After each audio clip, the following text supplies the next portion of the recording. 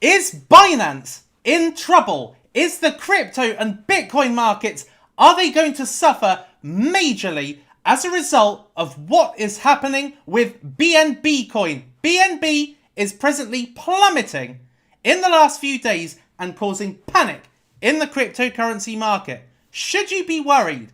And what are the 100x cryptocurrencies you should be eyeing up to buy? All of this and more coming up in today's video in 3, 2, 1.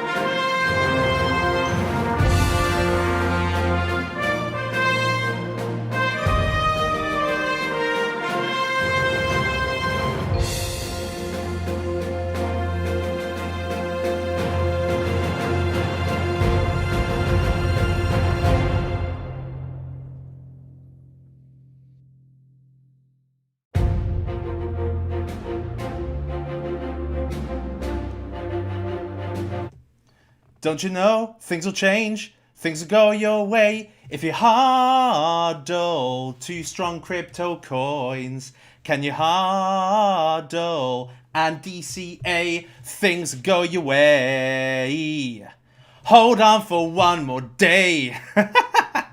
Would you like to learn what is happening with Binance? Binance is currently under scrutiny and under the spotlight of bearish articles yet again. And is this an opportunity for you to be able to buy into cryptocurrencies on a long-term time horizon and be able to make life-changing money? You are in the 1%. You are looking at the 1% crypto YouTuber that doesn't look to scam his audience and is looking to make sure that you are well equipped for the next bull run. Because I am telling you, things are going exactly the way I have been saying they're going to go for over a year. And it's now beginning to really pick up some steam. So what are the cryptocurrencies that you should be looking at? I am the superhero of cryptocurrency, your Suppoman. And I have found many 100x gems plus. This isn't all of them, but it's the ones that I'm proud of. And I want to make sure that I increase on this list after the next bull market by about triple, if not quadruple. 100x's that are going to be found in this bull market. The one that's going to be coming up. And I assure you, it is going to be coming up. So, if you are well equipped, if you want to be well equipped, should I say, if you're already subscribing to me, then you are well equipped. If you want to be even more well equipped, make sure that you do subscribe, smash a like on the video, and hit the bell notification so you know when I go live, because you don't want to miss it. Because shit, things are happening right now. BNB is down at $208 despite being at $250. Let me just make sure that you can hear me and everything, because it would be very embarrassing if you couldn't. Yes, you can. So anyway, look, BNB has been coming down. Why? Why? And should you be buying into it? We can see that Bitcoin has gone down, oh, so tremendously lately. And it is looking extremely weak. And you need to be best poised to make maximum optimal gains in the next bull market. And I can tell you that if you follow anyone else, because I watch them all, if you follow anyone else, they're all talking out of their arse. None of them have been consistent. I'm the only one that has been consistent throughout this whole bear market. I have not changed my tune once. I have not said we're in a bull market once. I have not said everything's over once. We have bottomed once. None of that. All right? I'm the only one that has been right so far, so you can trust me. And if you want to know what am I DCAing into, everything is in this course. There is a link in the description. It's $10 and you pay that, and you pay that once. You don't pay it monthly. You don't pay 10 times that. You don't have to join any friends.tech or anything like that. You just join this course. You buy this course for $9.99. You go to this lecture at the end. You go to my buy announcements Telegram group. This is where I am DCAing anything that I am buying. It's going in there and in there only. I don't share it on this stream. I don't share it on Twitter. I don't share it in my other Telegram group. Only in this Telegram group. So make sure that you join me in there, because it would be very, very advantageous for you to do so. Right, I'm going to take this screen off now because it's making my computer use too much power, I suppose. Right, okay, before I move on to the piece de resistance, i.e. what this is really about, let me just say hi to you guys, because I like to make sure that Team Suppo faithful are acknowledged. So we have got Wanye West, Sando TV, Leonardo SA, Nokia, OG Herrera, Caesar, Siraj, Lindsay, Shahira Khan, Anush Chowdhury, The Fallen, Ayman, yes, Lindsay Clark from Gran Canaria, good to see you, JP, Steve Nen, Pache, Crypto Tainer, Crypto Negus, Andy Marshall, Metaverse Pirate, Dusan, Patrick, good to see you, Joe Rhodes, Reverend Flashback, Rich, Tonya, STR, Nicholas Rittenhouse, SH, Pavman, Stephen, Powell, Denost, Andy V, Harry, Zahi Y, Armzilla, ML Balmond, Justin Davis, Chimichanga, Wanglin Lu, P, Andy Peach, El Nika Man. Good to see you, El Nika Man. Oscar, Stephen, and we're going to Monaco. Oh yeah, oh yeah. I wish I had my Monte Cristo number 2 right now, because I can literally smell the sea air right down by the yachts. Dan the Crypto Man, Ellie L, Bitcoin Information, Namdi, Coin Dragon, Rizal. Jesus, what happened there? Matthias, Ahmed, Christian Torres, born yesterday, UFO. I will talk about UFO without a doubt in this. Vic, Angie, MJA, Lord Junta, Dunta Funder, Neil, Vic 1000X, JU, how are you physically? Mass Music, Julian, Lawrence, good to see you. Finn T, Allah Salah, Hilux Level, Milk Diamond. Actually, let me put something on that's a little bit more dynamic in the background to look at, because just looking at a static YouTube screen is a bit boring, is it not? Lanks, Drum Attic, Fabio, Andreas, Outback, R Mountbatten, Chef Geo, Gabriel, Dimmoth, Crypto Knight, Ian Andrews, Lawrence, fuck! 40 euros! My friend, thank you very much. I would do it, but we're on YouTube, so I can't put my Monaco liquid Monaco screen, so I'll just do it here. I'm living in Monaco. I'm living in a dream. Really? Yes. Lawrence, thank you very much. I really appreciate that. That's a hefty amount. Payush, Patrick, Ardar, Tonya, Justin Squire, Arash, Whittle, Joe, Vic, Shamanoid, Grow, Crypto Goals, Tim Yarborough, Frequency Jammer. God, what names. I love them. Daniel Plater. Awesome. Right, okay, so let's get into the action then. So, September is really the big month we're coming up to. And we're in August. We're weeks away now from September, which is traditionally the worst month in crypto. Always has been.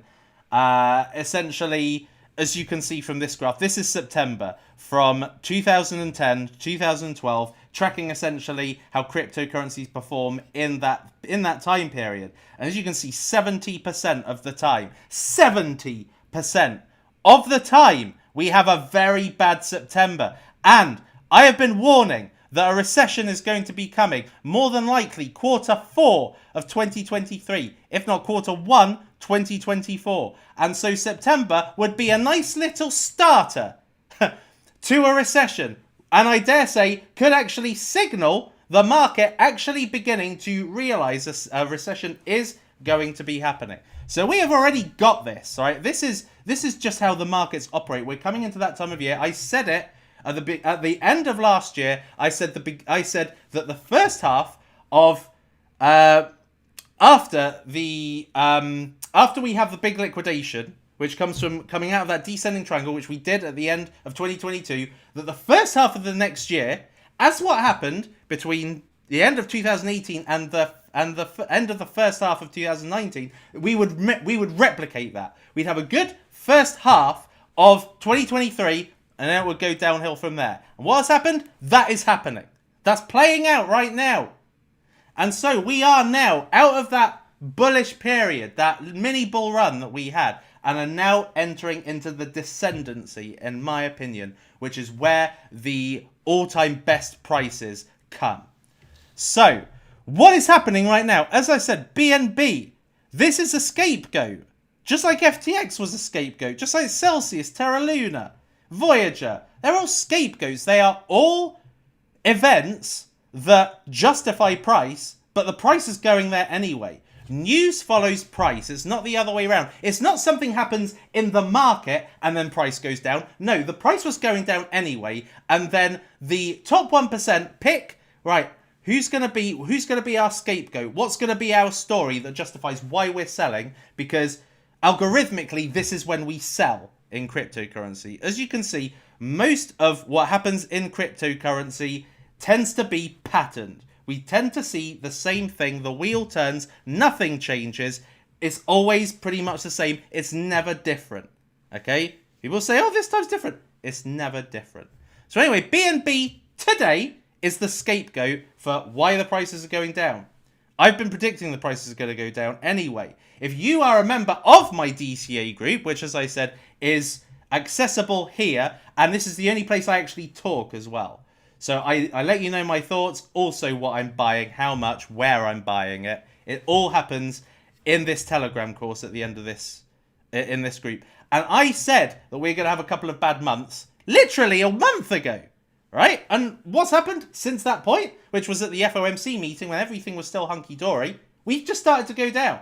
So this is going exactly how I thought it was. And basically, this is BNB is the patsy for today's downturn. So anyway, so we see BNB going down. So what's happening with BNB? So there are conflicting rumors as to what's happening with BNB. So we've got Wick on Twitter And they said this: BNB, the one trade every bear is watching. Rumours have it that CZ has been selling customer funds to keep BNB propped up above his borrower's liquidation level. I too am waiting to see if things go wild. And essentially, this is foreshadowing an FTX meltdown happening to Binance. Basically, that's what this is trying to intimate, which is that essentially there's misuse of customer funds to keep the main token of the ecosystem above a certain liquidation level. Otherwise, bang, trust falls out of the bottom of that token, just like what happened to FTX. Yeah, that cryptocurrency went from like what, $40 to $1 in a space of a few days. And so this is a forewarning from Wick saying that is the likely scenario of what's happening with BNB, which is that they're selling customer funds to keep BNB afloat, to stop BNB from falling. Otherwise, it's going to hit a critical level. And, the ask is going to fall out of BNB. The ask could fall out of Binance. Again, something else that I said a long time ago in my group is get everything off Binance. Get everything out of Tether. Or at least not everything, but if you hold majority of Tether, get the majority of it out. Because a lot of this, there is all intertwined. Binance goes down, Tether goes down, the market goes down, Bitcoin, it really actually does go to about 10k. But anyway, so that's what Wick said.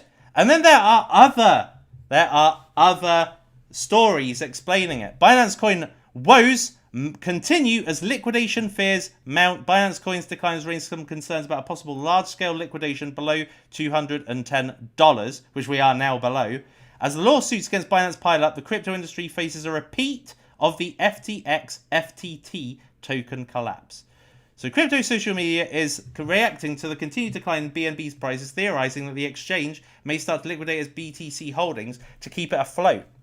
Now, oddly enough, I have actually checked Binance's hot wallet, and they haven't actually really sold a lot. They did have a balance of 52,000 bitcoins a couple of days ago, which has gone down 9,000. Not a big liquidation, so we're not seeing any obvious signs that Binance are having to sell off Bitcoin, or maybe it wouldn't even be here. Maybe it's done under the hood. I can't speculate, and to be honest, with a lot of these things, it's not really true. The news Binance is really good these days. On October 21st, the exchange announced it was limiting fiat withdrawals in Europe, which definitely did happen. I saw that yesterday. It just seemed to almost all look like it was coordinated. But anyway, carrying on. As a result, value on BNB has tanked even further. Yada yada yada. Crypto industry analysts fear a repeat of FTX. The FTT token collapse in November that caused a cascade of catastrophes. Well, that is a tongue twister across the industry. I'm not even going to mention this moron's name, but he essentially just said what Wick said. All right. So one thing is that basically it's going to be FTX 2.0. But to be fair, FTX is not in the same league as Binance. Binance is the be all and end all as far as crypto exchanges are concerned in cryptocurrency. If it happens to Binance, it's going to be the biggest liquidation. Way bigger than what happened with FTX. But there's an alternative story. BNB price prediction amidst speculation CZ is pushing to liquidate and burn illegal tokens. This is a different story. So what he is actually looking to do is liquidate these tokens that were acquired illegally via a bridge hack, right? Speculation is rife that Binance CEO CZ might be pushing for a series of major loan liquidations on the BNB chain-based Venus protocol. Last October, 2 million BNB tokens were illegally minted in a bridge exploit and then caused the exploiter to borrow 150 million into the Venus, then used to borrow 150 million from the Venus protocol using illegally minted coins. Venus subsequently altered its protocol documentation to say that when these loans are liquidated and the protocol takes custody of these BNB coins, they will be handed over to Binance. So essentially, this is seen as maybe it is intentional on Binance's part to bring down the price of BNB to cause a liquidation of this loan, which then allows for the 2 million BNB tokens to be given back to them. So that is essentially what is being seen as the alternative narrative as to why BNB is going down. So on one side, it is that Binance are actually using customer funds to prop it up. And on the other side is Binance are intentionally bringing it down so that they get back this 2 million BNB tokens that were illegally acquired.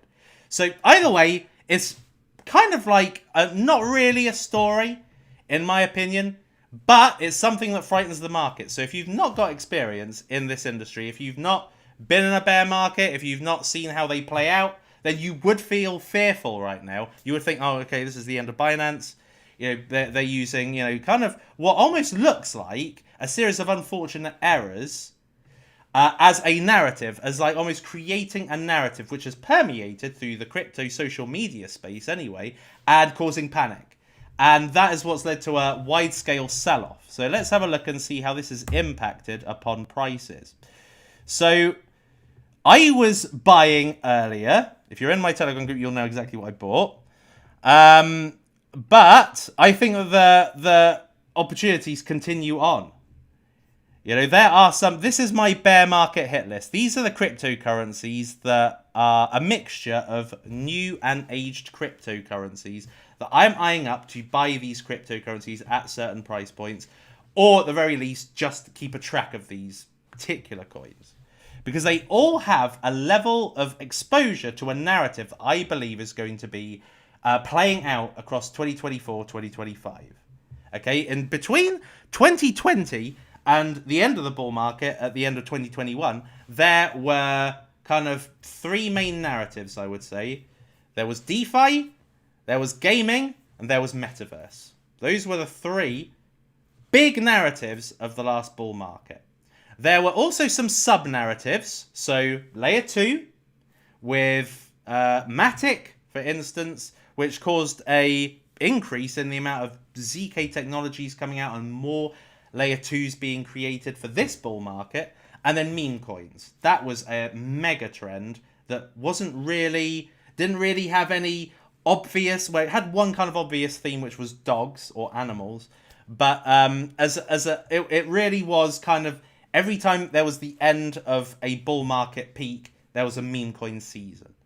So that kind of came out, but it was DeFi, gaming, metaverse. So what I'm looking to, what I'm already predicting is what are going to be the narratives of the next bull market. And that is where the hit list comes in, because there are all sorts of various narratives. For instance, PulseX, Hex, Pulse Chain, they're all part of DeFi and Richard Heart narrative. Ordinals, this is the Bitcoin NFTs that have been recently created. Ordinals is really the key player in this, and this has come down dramatically. ApeCoin is metaverse. GMX, this is DeFi. Magic, gaming. Pepe, memes. Space ID, identity. So you've got a mixture of layer ones and narrative plays in this, and what we can see is that certainly in the last week we have seen some dramatic falls for a lot of them. I mean, for instance, Hex is back at the price I bought it at in 2020, before the bull market even started. I bought it in about July, August 2020, and this was before Hex subsequently went to about 56 cents, which therefore equated to more than a 100x for me. And we are now back at that price. And obviously PulseX and Pulse Chain are newly created projects, and they are looked at as kind of the next hexes, as it were. So there's a lot of, but it's not just exclusive to this. This is not the only list I am looking at. So really, this forms the basis. This list, this is analysis of the 2018 bear to 2021 top, which was buying right at the bottom of the last bear market and selling at the top of the last bull market. And that forms the basis of all the coins I'm selecting right now. All these coins, all these types, so you can see type here. If it's got a flame, that means it was a mega trend. Okay, so I looked at the most. I did a sample size of about 130 136 cryptocurrencies. I looked at 136 cryptocurrencies just all across the board within the top 1,000. And this is what I identified, which is a range of things you've already heard me say. If they're not bull market exposed, it's got the best chance of multipliers. So this is presented in multiplier order. If you haven't had a bull market, you're in the best spot. If you're outside kind of the top, kind of 500, 300, you've got a good trajectory from bottom to top. The price typically should be under $1, and the type.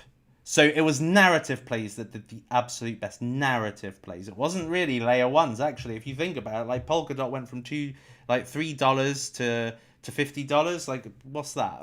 That's 20x. It's rubbish.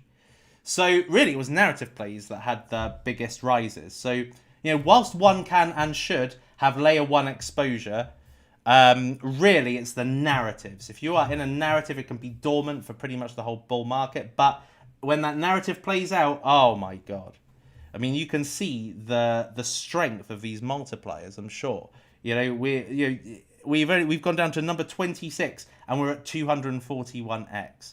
So this research has formed the basis of where do we go from here, and that is why I have come up with kind of this, which is the 2022-2023 coins. All right, so I have been doing extensive analysis on what are the coins that have launched after the last bull market.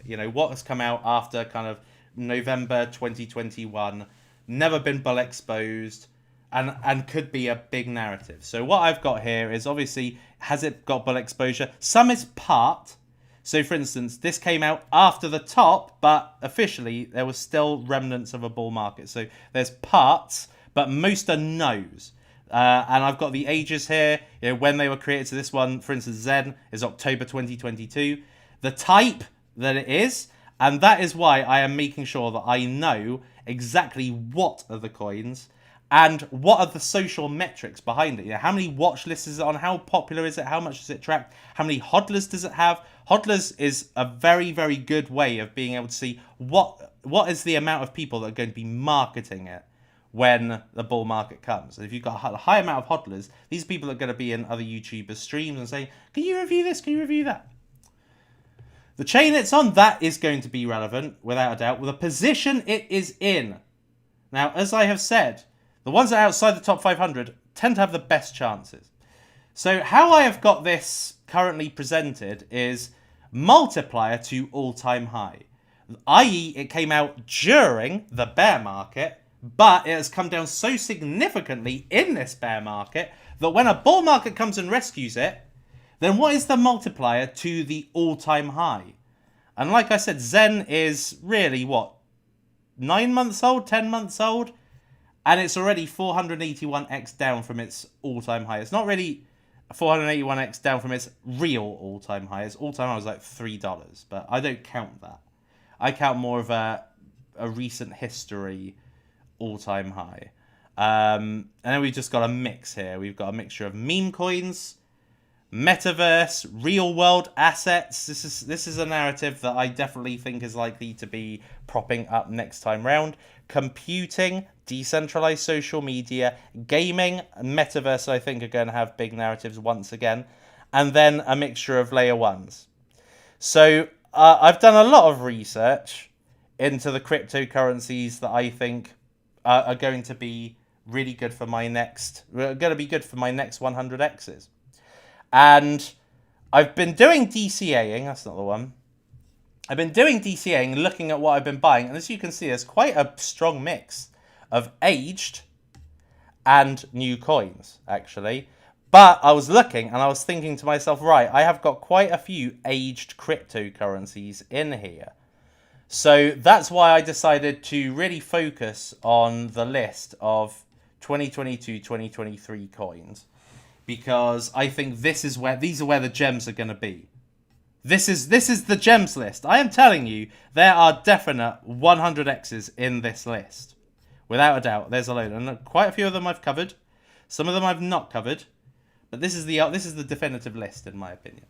So anyway, so I'm going to talk a little bit more about that in a bit, but in the meantime, let me just come off this page so that you can't just copy it. I am going to be actually putting, because I've already put some of these pages in my course, so bear with me a second, actually.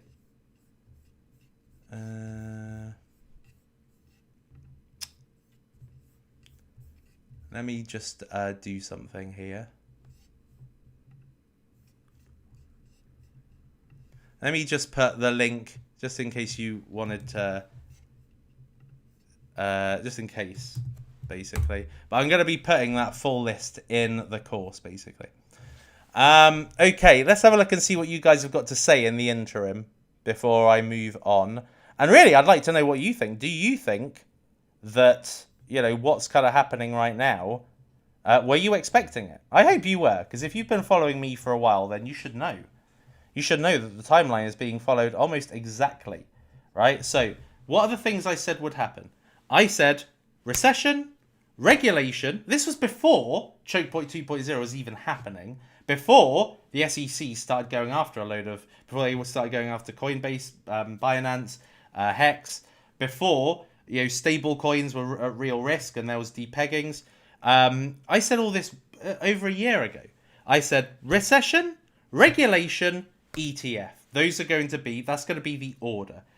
Recession and regulation are going to bring coins down to a point that they have explosive potential from that price point. So as you'll know, if you've been following me for a while, the thing that I am looking most for is optimal buy prices. So what are the prices that I see an asset has got 100 to 400 whatever plus X ahead of it? What are the prices we need to get to invest in it? And that's really where the worst case prices came in, because you know, should a crypto go down to this worst case price, then it's really something that I did not even plan initially, which is these are the optimal price. These are the optimal prices I anticipated would happen for 12 to 14k Bitcoin. We've hit a lot of them. Look, there's a ton of them that have been hit already. And so worst cases really is where, and look, we've already hit a worst case price for Hex. Already hit a worst case price for Hex. And we're getting close to some others as well. And this is what BlackRock are going to be doing as well. BlackRock and anybody really, I think it's BlackRock that are the ones that are headlining an ETF. They are going to be looking to get an optimal buy price. They're not going to buy when everybody else has already gotten in. They're not going to buy when, you know, for instance, a ton of nobodies. So if we have a look at the address balances, like people have been buying the dip, you know, since the FTX dip. The address balances have been going up, right? Loads of address, a lot of the minnows, squids, etc. The address balances have been going up, right? And BlackRock are thinking, we're not going to buy Bitcoin more expensive than these nobodies. So they are going to bring the prices. They're going to roll back the prices so that they get in before any of this lot. And this is where you see the truth, right? Because address balances above 100 Bitcoins, you start to see the truth. You see address balances are falling. So where you've got the smaller, the retail investor, the dumb money buying up, you've got the 100 Bitcoins or more addresses going down. The 1,000 addresses or more, the 1,000 Bitcoins or more addresses going down. They have been going down. They went down during FTX. They weren't buying into FTX. They were going down in FTX. Why? Because they follow the smart money. And the smart money is BlackRock and institutions. And they haven't bought yet. Same with address balances above 10,000 Bitcoins. These addresses are falling too. So BlackRock are also after optimal buy prices for Bitcoin, for Ethereum. I don't know if they're going to be looking at other assets. Probably yes. They're probably going to be also wanting exposure to big narratives moving into the next bull market, because how an ETF works is it's a basket of cryptocurrencies. So the exposure is on the stock exchange. So as a person that invests in an ETF, you don't need to own the underlying asset. We're the ones that do that. But people that are risk averse, they don't really want to get involved in the meat and potatoes of investing in cryptocurrency. They just want to have some exposure. They'll go to an ETF. So people like BlackRock, Fidelity, they need to think ahead. They need to think, right, okay, we need to get Bitcoin, that's the key asset. We need to get Ethereum, that's the second key asset, and probably will ultimately be the number one asset. But we also need to have the leader of DeFi, which is probably Chainlink or Lido or something like that. We need to have the leader of Metaverse, which is probably Decentraland. We need to have the leader of gaming, which is probably Axie or something similar. We need to have the leader of DeFi, the leader of meme coins, so Doge. They need to have like the blue chips of each narrative covered in an ETF. So they are likely to also want the top narrative plays, the blue chip narrative plays, also at optimal buy prices. So they're not going to be buying now, right? So as I said, recession, regulation, that should cause the sweep up of the crypto industry, maybe a sweep up of stable coins, but certainly getting rid of some of the shit coins that are out there, and then really open the floor up to the solid, strong, fundamental cryptocurrencies that they want exposure to. And then the bull market starts. It's all happening very much like clockwork. So, yeah, we've had the constant narrative of recession, but it's not happened yet. We're in a recession, really, technically, but we are not in an announced recession. Announced recession means we accept that the economical situation is absolutely dire, but that hasn't happened yet. So, again, delayed, not cancelled. Why? Because they're ebbing down the price. They're ebbing away. And then eventually, boom, the big crash, the big blow-off bottom happens, which, as I say, sounds very, very gross. And then they buy. They sweep it up. And they're going to be buying when the narrative, when the sentiment is, oh, crypto's dead, crypto's gone, crypto's not coming back. And we were already way too overhyped. Look, last month, 54, 53, last week. You know, we've been not we, if you're Team Suppo, you won't have been really optimistic. But people who are probably amongst other crypto communities or watch other crypto YouTubers, you probably are optimistic and probably think, oh, bull market's going to start soon. It's not. Shut up, stop being a dick. Right? To wait. Be patient. It's a very, very difficult thing to come across in crypto, but if you've been following me all this time, you've been patient and it's rewarded you so far because you're buying at all-time lows now. You're buying when 99% of people already bought. The people that haven't bought are the smart money and us, but we are buying, but incrementally. So anyway, we've been way too overblown in sentiment, and now it's beginning to take shape. But it's the next half of this year that this is the type. It's happening. It's happening, people. It's happening. Right. Okay. Let me actually answer the questions now. Thank you very much, Tonya. I appreciate that. Suman is the real deal. I know I'm well behind, so let me just catch up here. See if there's any. 5 minutes on Casper, please. There's no need to spend 5 minutes on Casper. Casper's doing its own success story. Like, if you watched probably one of my last streams on YouTube, when Casper was it was during the SEC investigations with Binance and Coinbase, and Casper was 1.5 cents. And I said at that time, Casper's going to be a top 50 coin. So I don't need to market anymore. Like it's pretty much where everybody knows what Casper is at this point. Anyway, do you think Moonbeam size a spare market? Yeah, I do think so. Yeah, I do definitely think so. I mean, let me show you. Let me show you something. I shouldn't have gone to that, should I? I should have just gone to Block Scout or whatever. Moon scan, will this show me? Yes, it does. Look at Moonbeam. All right, so as of November, literally, I mean, November doesn't feel like that long ago, actually, but it was. It was like, what, now, 8 months ago? 9 months ago? So back in November, there were 314,000 wallets. Now there's 18 million wallets. This is nearly as much as Nia, as much as Algorand. Like, they've really ramped up. So, no, they're not dead. The only thing is about Moonbeam, like what happened with Matic in the last bear market, is that it's got inflation. It's inflationary. So with inflationary assets, you're not at an advantage buying them too early because they're just forever inflating and inflating. And so naturally, they're just going to go down and down. So that's why people are kind of held off of Moonbeam. But when a bull market comes in, like, no one's going to remember this. Like, it's going to be going up. And really, my objective is to get Moonbeam as low as possible. Do I think it's the strongest one out there? No, I don't. I don't think it's the strongest one out there. But I do think that it's had one of the biggest falls from graces. So of the 2023 coins, this is the one that is presently the fourth most down from its all-time high, which is like $30. I think the actual all-time high was like in excess of $100. I can't really remember, but 29 is what was indexed by exchanges.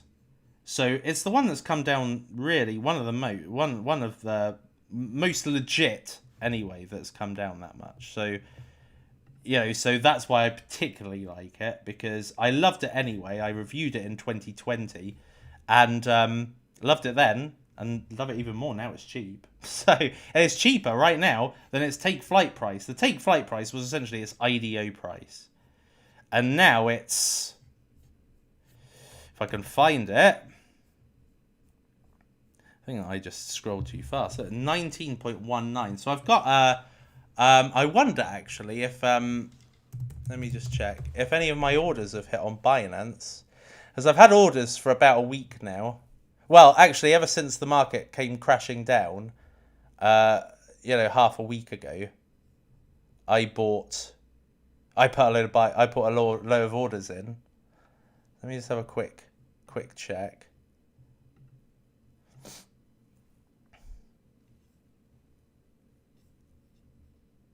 Come on! None of them have hit yet. Well, one of them hit, and that was... Oh! Two have hit. Sandbox and ApeCoin. Other than that, nothing else has hit. So, yeah.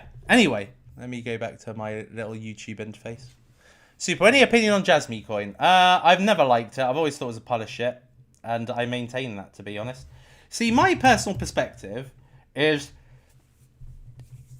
me, like any other analyst, like any other investor, is going to have a bias, right? So the bias would be confirmation bias. So if I have bought it, or if I am eyeing it up or earmarking it, it means I see the potential. If I'm not, then clearly I don't see the potential. And Jasmine is just one of those coins that I've never really liked the look of. To me, it looks like a pile of shit. What a ridiculous website. Look at this website. This is easily the worst website I have ever seen in my life. This is not a cryptos website. This is like an About Us page. It's terrible. And I think if you go to the Chinese version, then you've actually got an actual marketing page. But look, to me, I don't care. To me, it may be okay. I don't give a shit, to be honest. To me, I'm going to be investing in what I feel has an actual narrative. And what's the narrative here? I don't get it. I don't know what the narrative is here. What? Let me just have a look at the About Us page. Do you know what I mean? Tokyo-based Internet of Things. The Internet of Things has never had a narrative, right? It's just never had a narrative. So I just don't get it. I don't understand why people care. It's just part of shit. To me, anyway. Wanye West, you don't have to admit that you're psychic, Suppo. I'm sure you are, but thank you for leading us in the right direction. I've bought 3 amazing dips because of you. You are the man, you are the man, Wanye. You are the manye. Oh, by the way, people, if you could be literally so sweet, because I only see 53 likes here, it's probably a bit more. If you could just tap that like button and watch it animate, it actually colours and goes like that. So if you want to see it, just do it. And it's honestly, it's awesome. The people's elbow.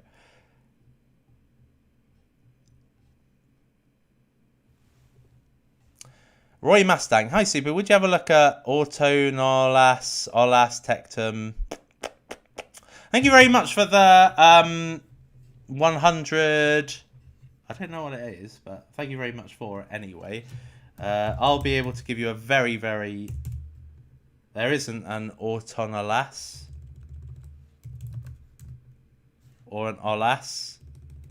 Tectum, it is in my list, but it's it to me is it's quite weak. You know, I don't really understand what is the point of the token. I get it, like it's essentially a new type of crypto storage, crypto security. But what's the point of it? I don't really get it. And look at that, 60% APY. So this is going to get diluted to fuckery. And 8% out. It's not strong. Just went a bit quick there. Zeo Storm. I'm looking into Cadena. Is it worth getting in when prices tank? I'm neutral on it, but looks like a good risk reward. What are your thoughts? Well, to me, it's a very low competition area. Proof of work, fast blockchains. It's something that really Casper has now dominated. So Casper is obviously proof of work mixed with DAG.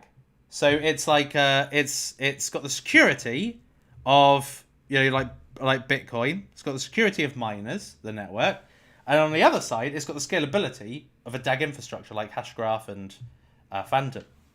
So it can operate on hundreds of thousands of transactions per second, whilst at the same time maintaining its security, which is a really ideal world.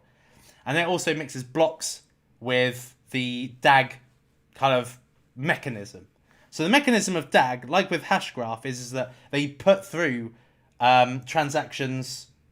They put through transactions kind of in real time. They don't wait for a block to be completed and then put through all the transactions. They just do it kind of in real time. It's very, very quick. Hence DAG. But block DAG is basically you are actually having the kind of security of being in blocks and the order of being in blocks, but just very, very fast. So you've got DAG infrastructure happening at the same time as blockchain, basically. So that sets it apart. So Cadena is like version 1 of Casper. So Casper's kind of dominated now, and Casper's now a 1 billion market cap, and Cadena is down in 106, but it's still a very low competition zone. Like proof of stake, there's hundreds of proof of stake blockchains now, but there's very few proof of work ones. And Cadena, at this present time anyway, is boasting of better transaction throughput than Casper. So it's worth it in my opinion, but it is slightly outdated, and that is the problem. And this is a reason why aged cryptocurrencies do not do as well as new coins, because new coins have the latest technology. Buying an aged crypto is like buying an iPhone 5. You know, you buy a new cryptocurrency because it's like an iPhone 14. So it's just recency bias. You know, the thing that comes out the latest is the most exciting. But I think that Cadena can still do incredibly well. Remember, this was a cryptocurrency that went to like $30. $30. And it's now 100x down from that. And the Cadena army is still quite strong as well. I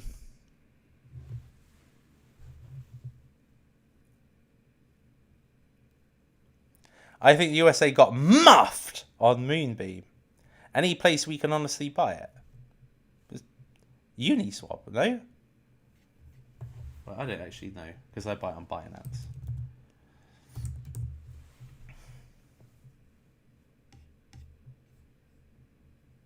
Qcoin Kraken?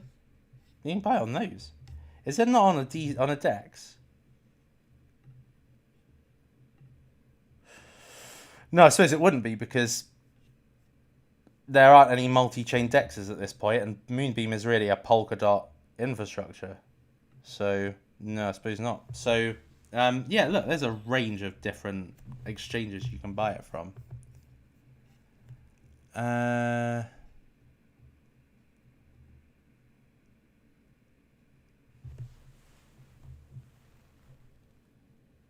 I hate that first bull market narrative. It's bad for the industry and it's bad for long-term investments. Come on, hate that bull market narrative. First bull market narrative. It's bad for the industry. It's bad for...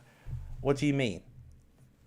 It's like that's how it is. Cryptocurrency is a very If you think about it deeply, cryptocurrencies are pretty much a bunch of shit coins.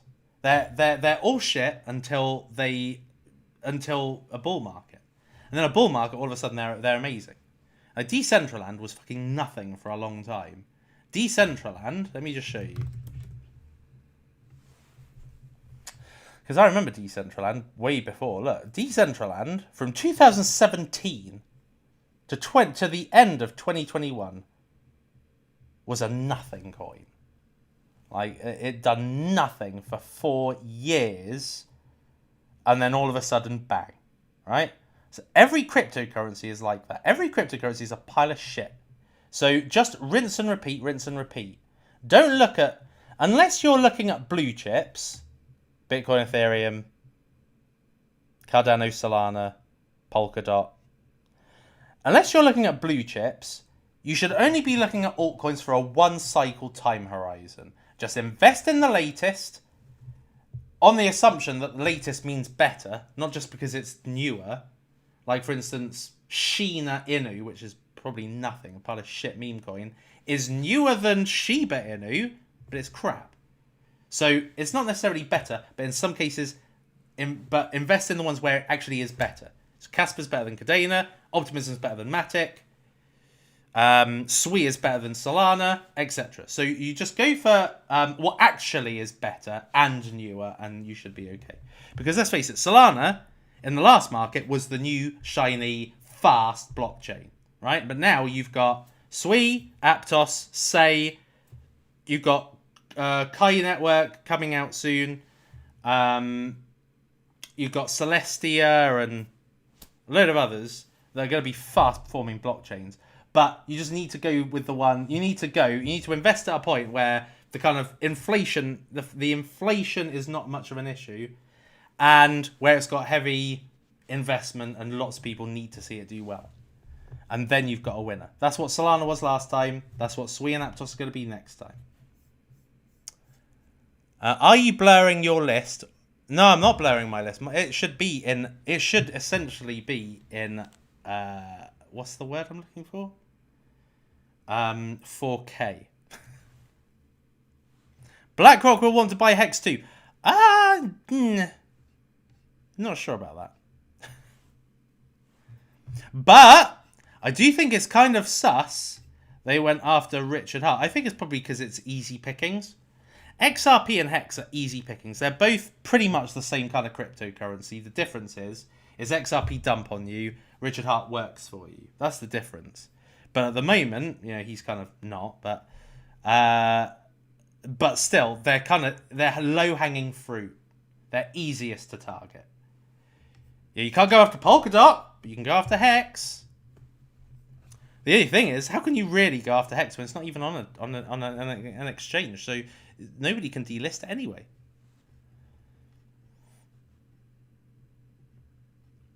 So what do you think about bad AI? That's a very interesting question. Because I was looking at this website earlier, which is Morales Money, who was created by a guy I don't like, but anyway, I was looking through the coins that seem to have the most amount of new buyers in the last week, and Bad AI was one of them. I'm pretty sure. Yeah, here we are. Is this the one that you mean? Bad Idea AI, which has had 1,300 buyers in the last month. 13,000 buyers in the last month, which is actually one of the best performing cryptocurrencies. I've looked at all of these actually, and I think they're all quite interesting. I don't really like these ones. These Harry Potter, Obama, Homer Simpson, blah blah blah, Sonic, Pac-Man bullshit. I think it's stupid as fuck, man.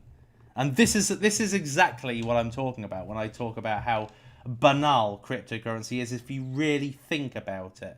A load of these coins are getting, 4 million in volume, and it's a nothing coin. This Harry Potter, Obama, Sonic Inu bullshit, right? It's a nothing coin. You go and have a look at what it is. What the fuck is this? Come on, man. This is 3 million. And one wonders why the SEC comes after cryptocurrency. Like, it's so stupid. But this is a degen era. You know, in a bear market, it's a degen era. These stupid coins actually they're just boredom. And bad idea AI is just another one of them. Look, this cryptocurrency. Oh, fuck off. This cryptocurrency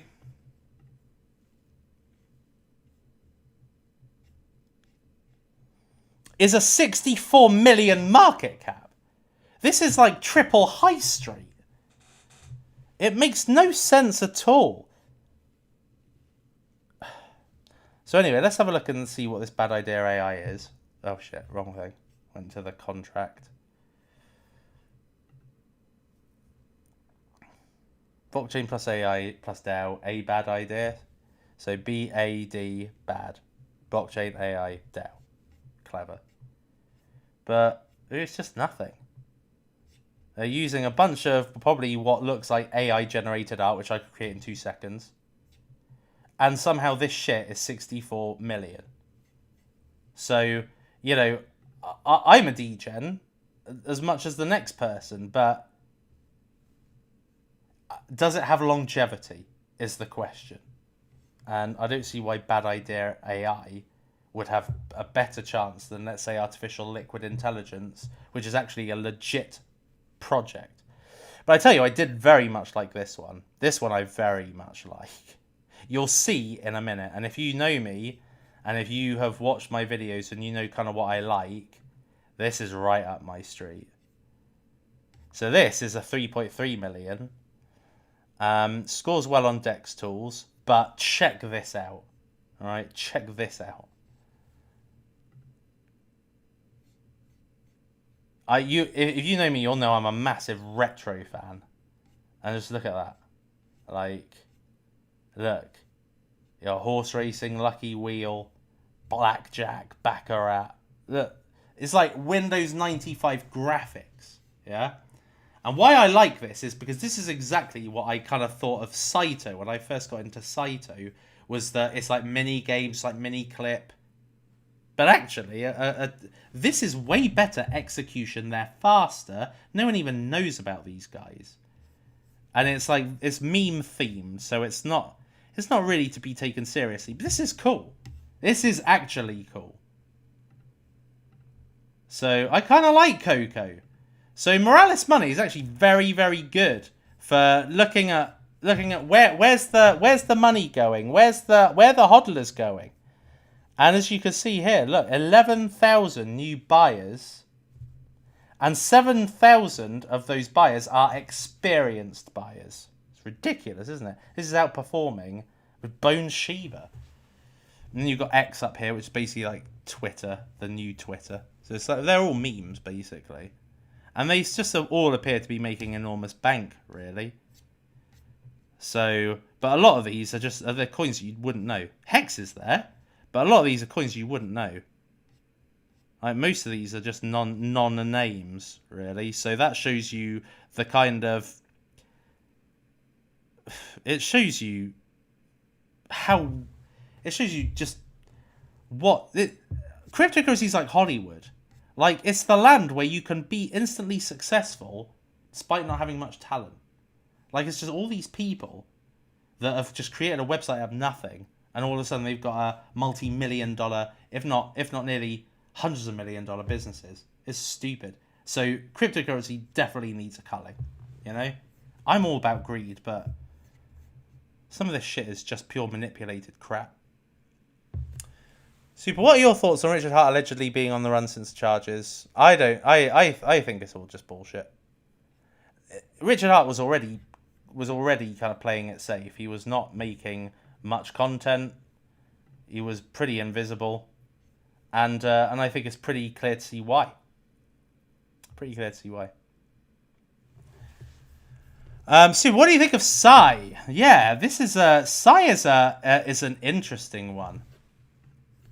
So I have actually taken a good look at Psy, and they have got some magnificent metrics in my opinion.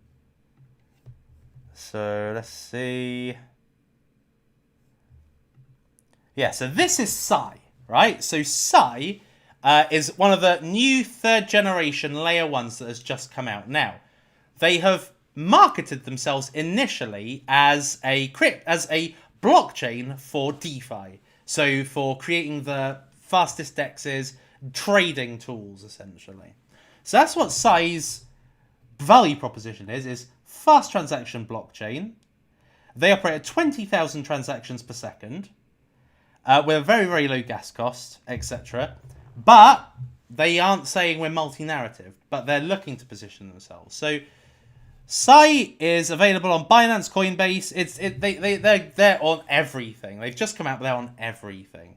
And this is really due to who's in it, which is Coinbase, Jump, OKX, Bixen, and I think Binance as well. So this is on Binance, Coinbase, Qcoin, Kraken, Bybit, Huobi, Gate. And in the future, this definitely has the potential to be a Solana killer, along with Aptos and Sui, to be multi-narrative, because they are setting themselves up for more than just DeFi in the future. So also games and NFTs is what they have said on their blogs. And again, like as part of that 3rd gen Solana killer kind of ilk.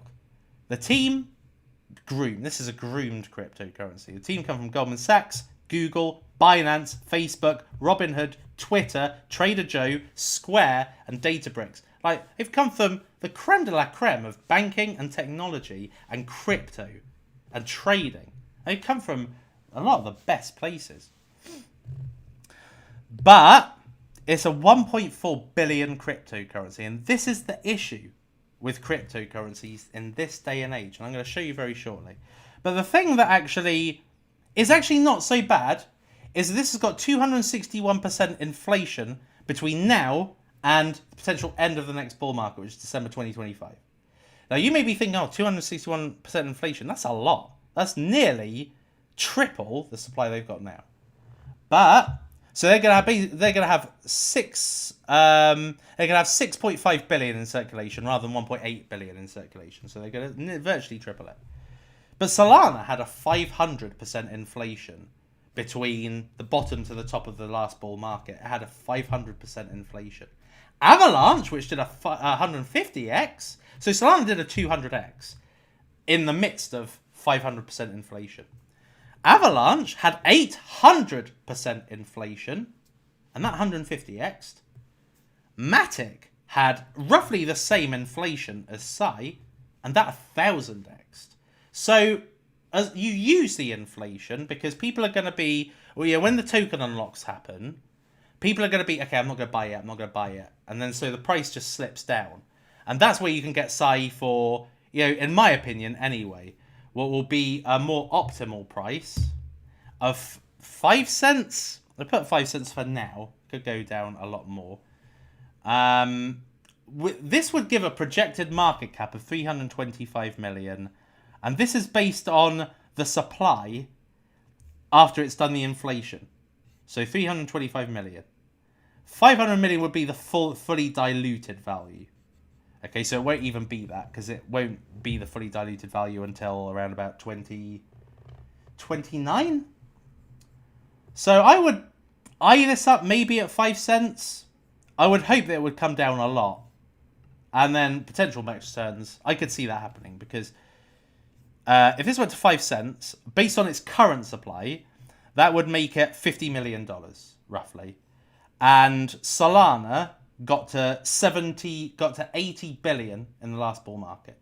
So 50 million to 70 billion is what? That's 500 million, 5 billion, 50 billion. That is a 1000x. 1000x to get to where Solana got last time as a barometer. So therefore, 100x, this could get to about, maybe $50. No, wait a minute. Yeah, 5 cents, 50 cents, $5. $5. 5 cents, 50. Yeah. Okay, so $5. That seems reasonable to me. That seems reasonable. So they've got 7.5 million addresses. Very, very good, considering they're only a week old. 19,000 watchlists. Again, very, very good. And if this was to actually go to Ethereum's market cap, it'd be 761x. So I don't think that's going to happen. And that's Ethereum's current market cap, not its all-time high market cap, which would be around about this therefore would be around about 2000x if it was to match that. And it would be $114 if it actually went up to Ethereum's market cap. So anyway, yeah. So modestly, I will invest in Psy because I like to have exposure to the big kind of fast performing blockchains, layer ones. So Psy is definitely one of them, but it's not an investable price at this present time. Definitely way too overblown. But this is the problem, right? So if I just take you back to the bottom to top, this is the last bull market. This is what a bear to bull market. This is what you can see, which is that initial market caps were so much smaller then. Like nowadays, you've got Arbitrum, 1 billion market cap. You've got Aptos, Sui, in the hundreds of millions already. Whereas back in the day, Phantom started at 4.2 million. Matic was like 2 million. Even Dogecoin, if you think back, having been through a bull market already, that was 196 million. But we're starting off on billions. It's just not tenable. That's the problem. Yeah, Matic. I don't know. I've got a 22.3. Oh, it was 22.3 at this bottom price here, 0.008. Obviously, the price I got in at was 0.002. So I got it in the low millions. But, yeah.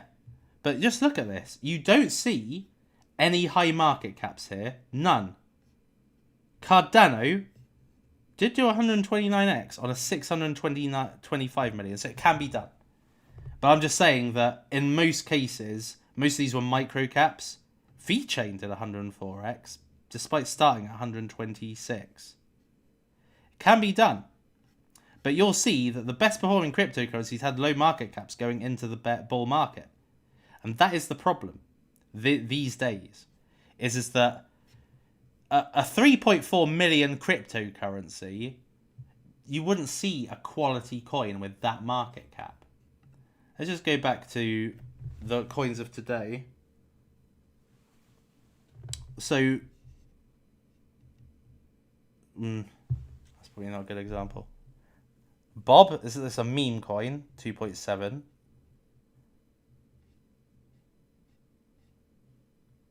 AI pad? But they're very few and far between. You're looking at what look like not very good cryptocurrencies. I'm going to exclude memes or AI. But look, they're starting off from big, like Myria. This is not Matic quality, but it's starting on a Matic market cap, and that's where I think that it's, that's the challenge this time. And that's why I'm waiting for optimal buy prices, or in some cases, worst case buy prices, because the market caps are too high to start from. Aleph Zero, like, look, this has got it's not even got 1 million in volume, and it's 222 million. It's just ridiculous. Some of these just are not deserving. Sui. No, wait a minute.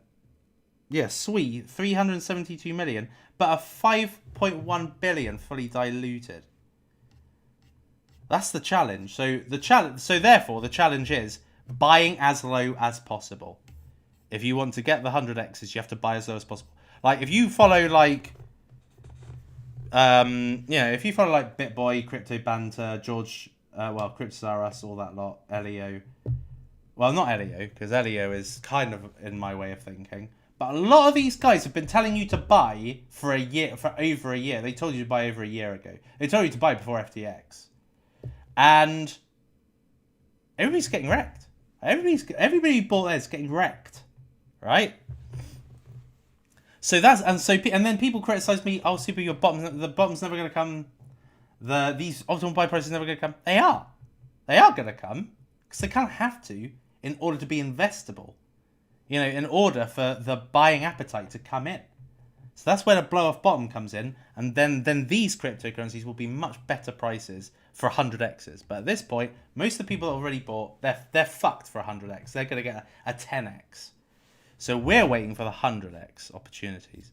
And even if we don't, even if we don't manage to, get, completely use up all our stables or whatever capital we've got for the next bull market, let me show you this.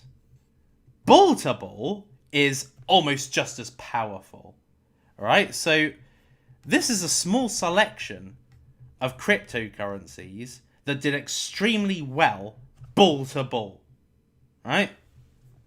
Like, there's 66 cryptocurrencies that did over a 10x here. And some of them well over 200x. And I have a very strong belief that in the next bull market, the launch pads are still going to be there. And they're going to be the way to get into a lot of these cryptocurrencies. So most of these cryptocurrencies came out, in fact, pretty much all of them came out of a launch pad. So that will be the opportunity next time. If you don't use up all your stables buying into coins because they weren't investable or they didn't hit their optimals, then bull to bull is just as powerful. There's two opportunities to make money in crypto. A crypto that's already out and then go from bottom of the bear market to the top of the bull market. Or bull to bull, and that's how I made my first fortune. That was in Voyager, well, Ethos. That was 5 cents at IDO, which didn't have a ICO. And that came out in July 2017, and I sold it in January 2018. 6 months, 300x. 6 months, 300x. And that was in 2017. So when the money flow is going to be so violent in the next market, because you're going to have institutional money aided by retail money, which is going to be the antithesis of how it's always been. It's always kind of been retail money with institutional investors going into the Bitcoin and Ethereum, maybe just Bitcoin back then. But now we're going to be coming into an era where actually ETFs are going to be coming into altcoins too. And the money flow is going to be violent, and institutions are going to lead, and then retail are going to be like the buyers and looking for the crumbs after.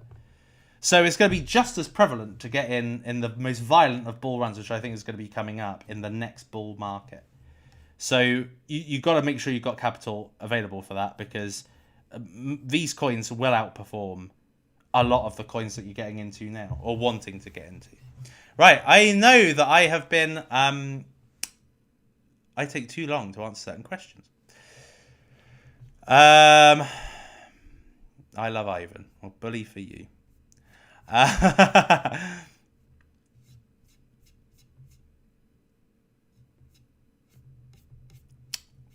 Wow. I talk and talk, don't I? Leon Lauren for the 60...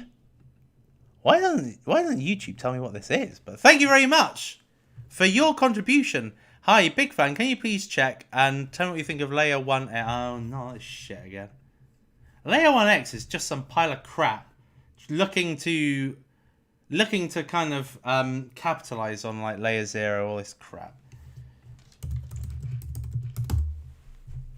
I mean, they paid Joe Parry's for a sponsored review.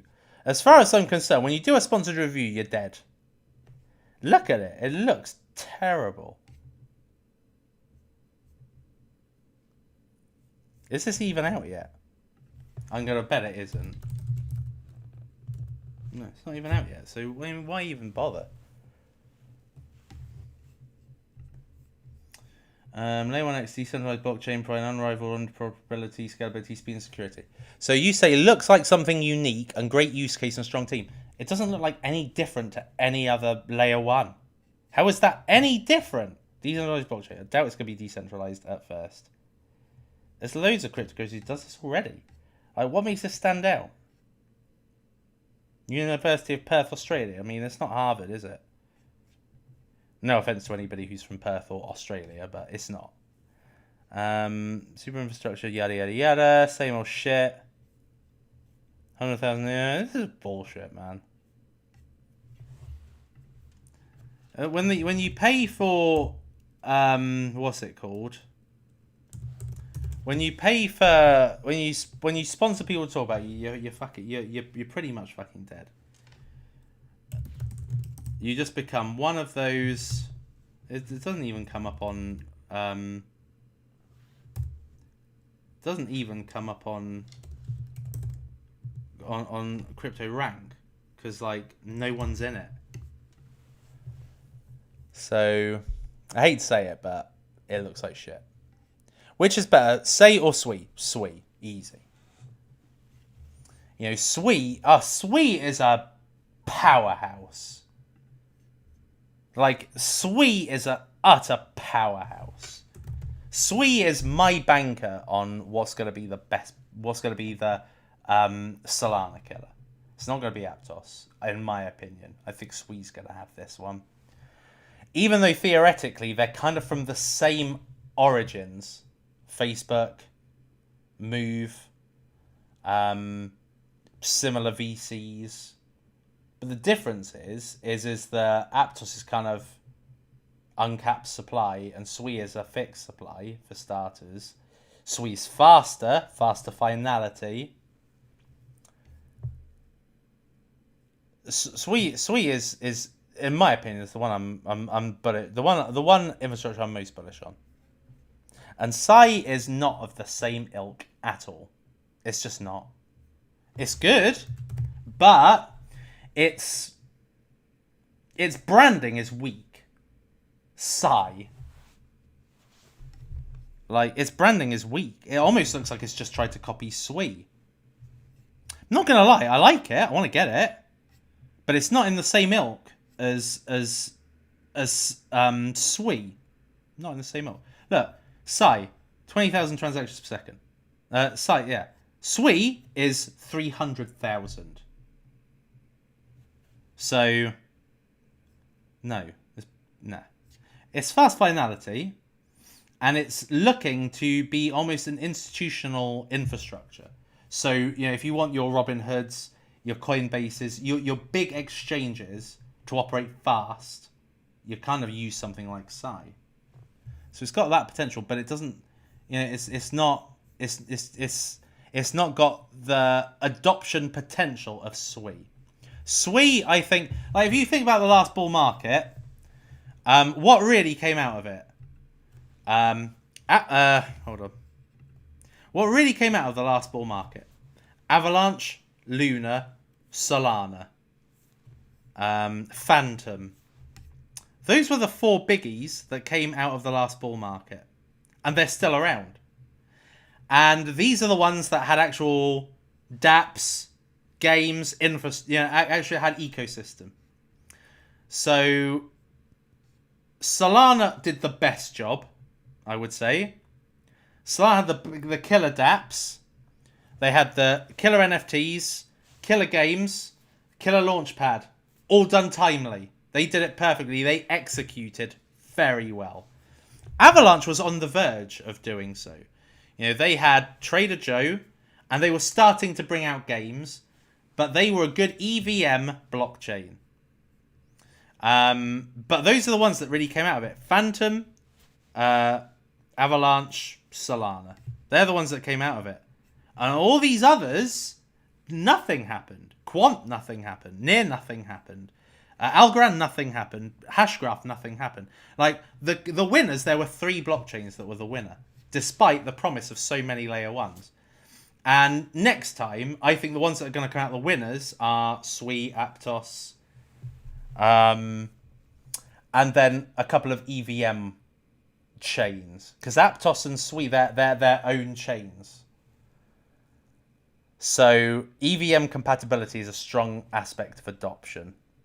Hence why Cardano has really struggled. Like, Cardano should essentially be like Avalanche. They launch smart contracts, but it's not EVM compatible. So you have to download a Nami wallet or some other shitty wallet. And it's all separate. Why Avalanche was able to do well was because that was EVM. But the Solana killer is Sui or Aptos, one of the two. So for me, it's not a question of do you invest in it. It's a question of how low can you get it.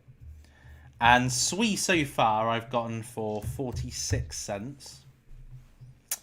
And in an ideal world, I would like to get Sui for 30.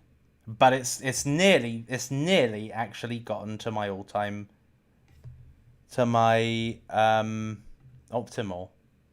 I'm not sure it's not on here actually.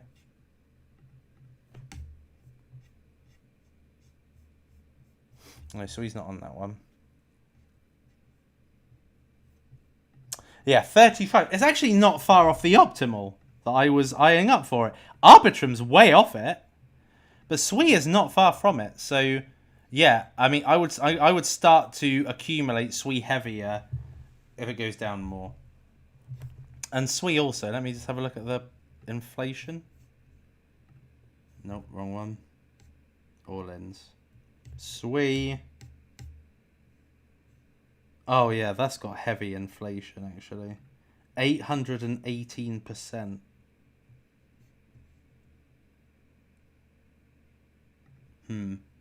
Yeah, I might actually revise Sui down to 20 cents based on that inflation. But Sui is definitely, in my opinion, top of the contenders so far. BitRock has 100 million all in circulation, OVC, yeah. BitRock is in that class. It's in that class of shitcoins like Trias and The Bag and I'd say Saito, but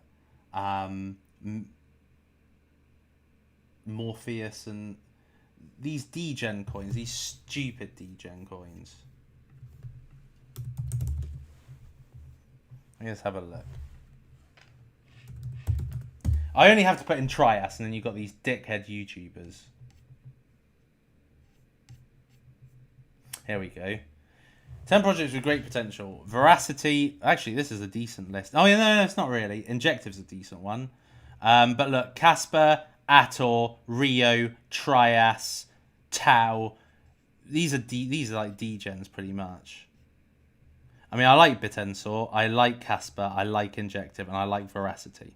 Don't get me wrong. Trias is shit, Rio is shit, Ator is shit, and Nakamoto's shit. And these are the guys who like BitRock. Like, it's those degens, no VCs, open-ended distribution. But they're dumb. These coins are so stupid. I actually hate these people, I've got to be honest. I just don't rate them at all. Neo, what the fuck? Is this guy a dick or what? IOTA! Who's been interested in IOTA since fucking 2017? This guy's a total tosser. So I hate these people. They honestly annoy the shit out of me. Oh yeah, that's another one. Change as well. Yeah, I won't carry on, but these people piss me off. They're such shit coins.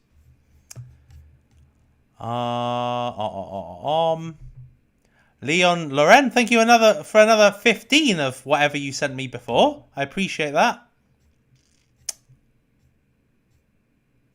2 questions. Is the Veracity supply an issue? Injective and Ironfish optimal and price prediction. From Delulio. Right, let's have a look at that. So Veracity. I can't say that I've ever actually really given much thought to the Veracity supply. So let me take that on. Oh, right, yeah, I got you. Yes, it kind of is.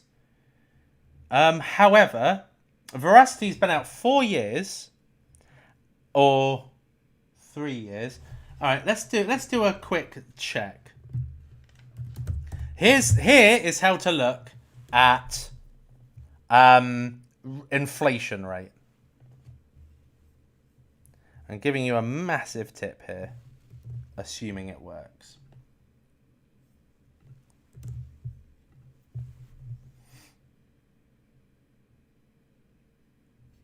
Okay, so let's do a year. Let's do it over a year.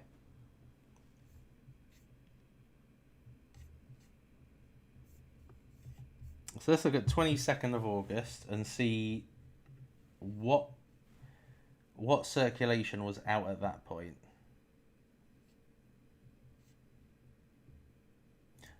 Might take a while to load. As for optimals for Ironfish, I'd say 40 cents. Right, so look. So, Veracity has 9.34% out in circulation. A year ago, they had the same. It was the exact same. 10.34 billion, 10.3 billion. In fact, if anything, it looks like they've burnt some. But look, in a year, there's been no inflation. So it could be the case that Veracity becomes inflationary as the actual project kind of gets up and running. Because I think you're going to actually need the tokens in the future. But there's been no inflation in a year. Let's just have a look and see 2-year inflation, if that's possible. CN. In the last bear market is where a bull market is where it absolutely rocketed.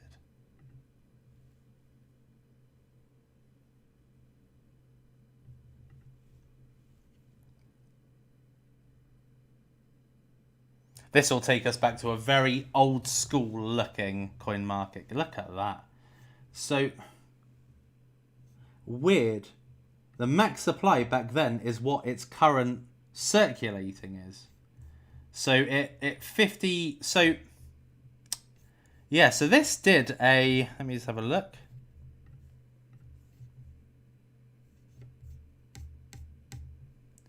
I'm imagining this is bottom to top. Rusty did a 236x in 100% inflation. And in the last year, it's had no inflation. So my prediction is between now and the end of the next bull market, it should have very minor inflation again.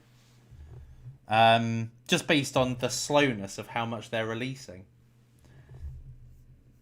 But I can't remember. I think that they've got a lot of it locked up for their actual platform. So I'm not sure how much of it will be liquid.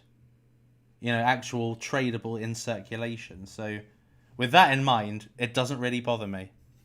Rusty is a strong one, I think. Injective? I'm going to have to refer back to...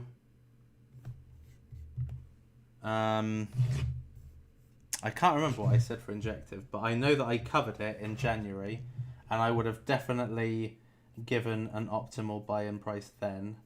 But the price at that time was like $3, and now Injective is like, what, 7? Injective is super strong. This is the strongest thing that's come out of a Cosmos so far. This has the potential to be the terror of the next bull market in terms of its growth. I'm not necessarily sure it will make the same multipliers as Terra because it's already starting from a very high market cap.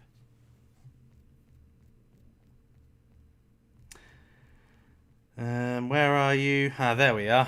You just go to the website. You can just Injective. I put as the optimal price of 60 cents. I very much doubt that will happen. I think now a revised optimal will probably be what the price was then, which was 218. So I'll go with 218.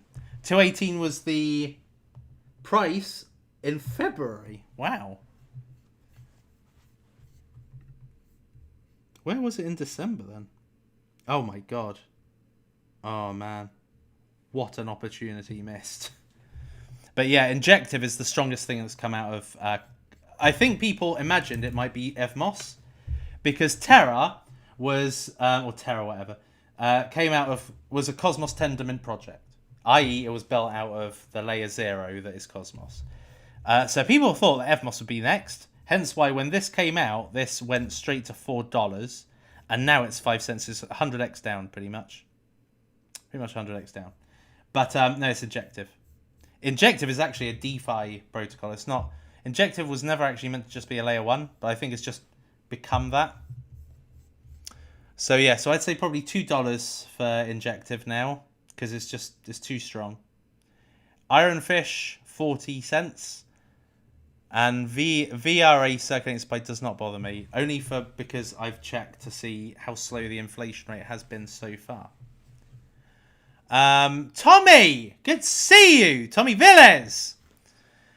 Superman, missed you big time. Are we still going to Monaco? The have yachts and have nots. Absolutely. Are you still bullish on Moonbeam for this cycle? Very. I'm very, very bullish on Moonbeam, yeah.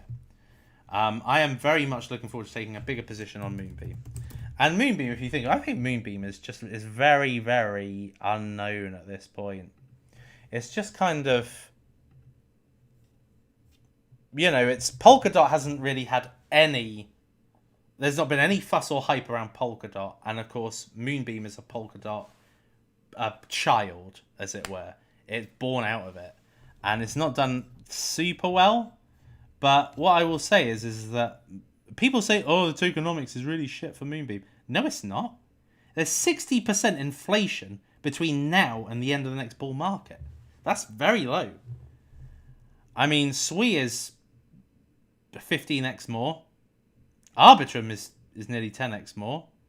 Optimism is 5x more, and Aptos 5x more, and Optimism is like Jesus 20x more. So I am excited about Moonbeam. It's not. I think that it's got tremendous multiplier upside. Do I think it's going to take the world by storm? No. But I think it's got tremendous upside for the future. Bit like Quant.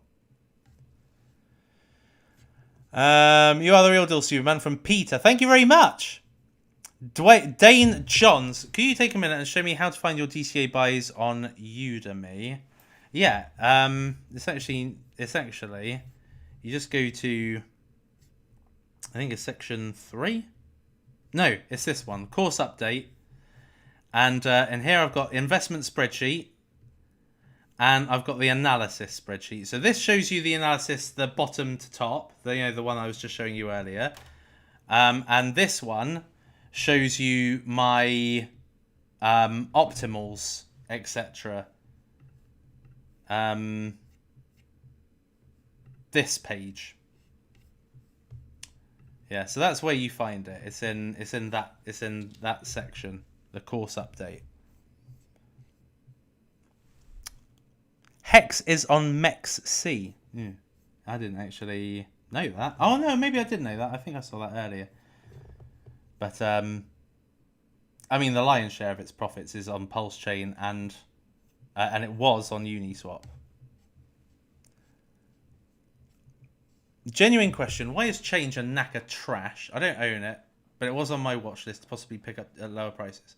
Okay, Nakamoto is maybe not trash as such. I wouldn't say it was Gala Games. If this was a market cap, was about, let's say, if this was like, let's say 5 cents, I'd say, yeah, I'd say this is worth taking an investment in it. But no, not at that price. Absolutely not. No. So if we could rewind back and go back to earlier, if we could go back to December when we had the lows for most altcoins, well, some altcoins. It was most back then, but not anymore. But that was 7 cents. Yeah, good. Investable, in my opinion. It's a low cap. It's very low quality games. Like if you look at, it's not like Gala. It's not like Magic. It's nothing like them. This is accurately valued about 10 million, not 30 million. This stuff shit. This is basic stuff. So, I mean, not quite as basic as Coco, but still pretty crap, right? So this is a joke, I think, being valued at this, and even bigger joke with a fully diluted value of 73 million. Change is just crap. It's old. It operates on Avalanche, Fusion.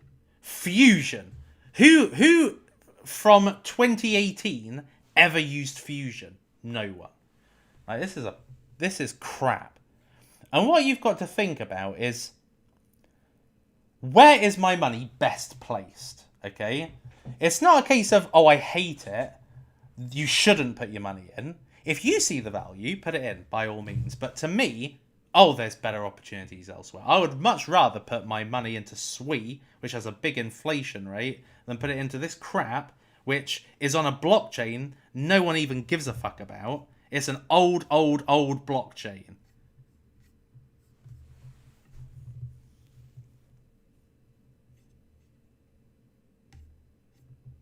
This even looks like it came out of 2018. It just looks junk.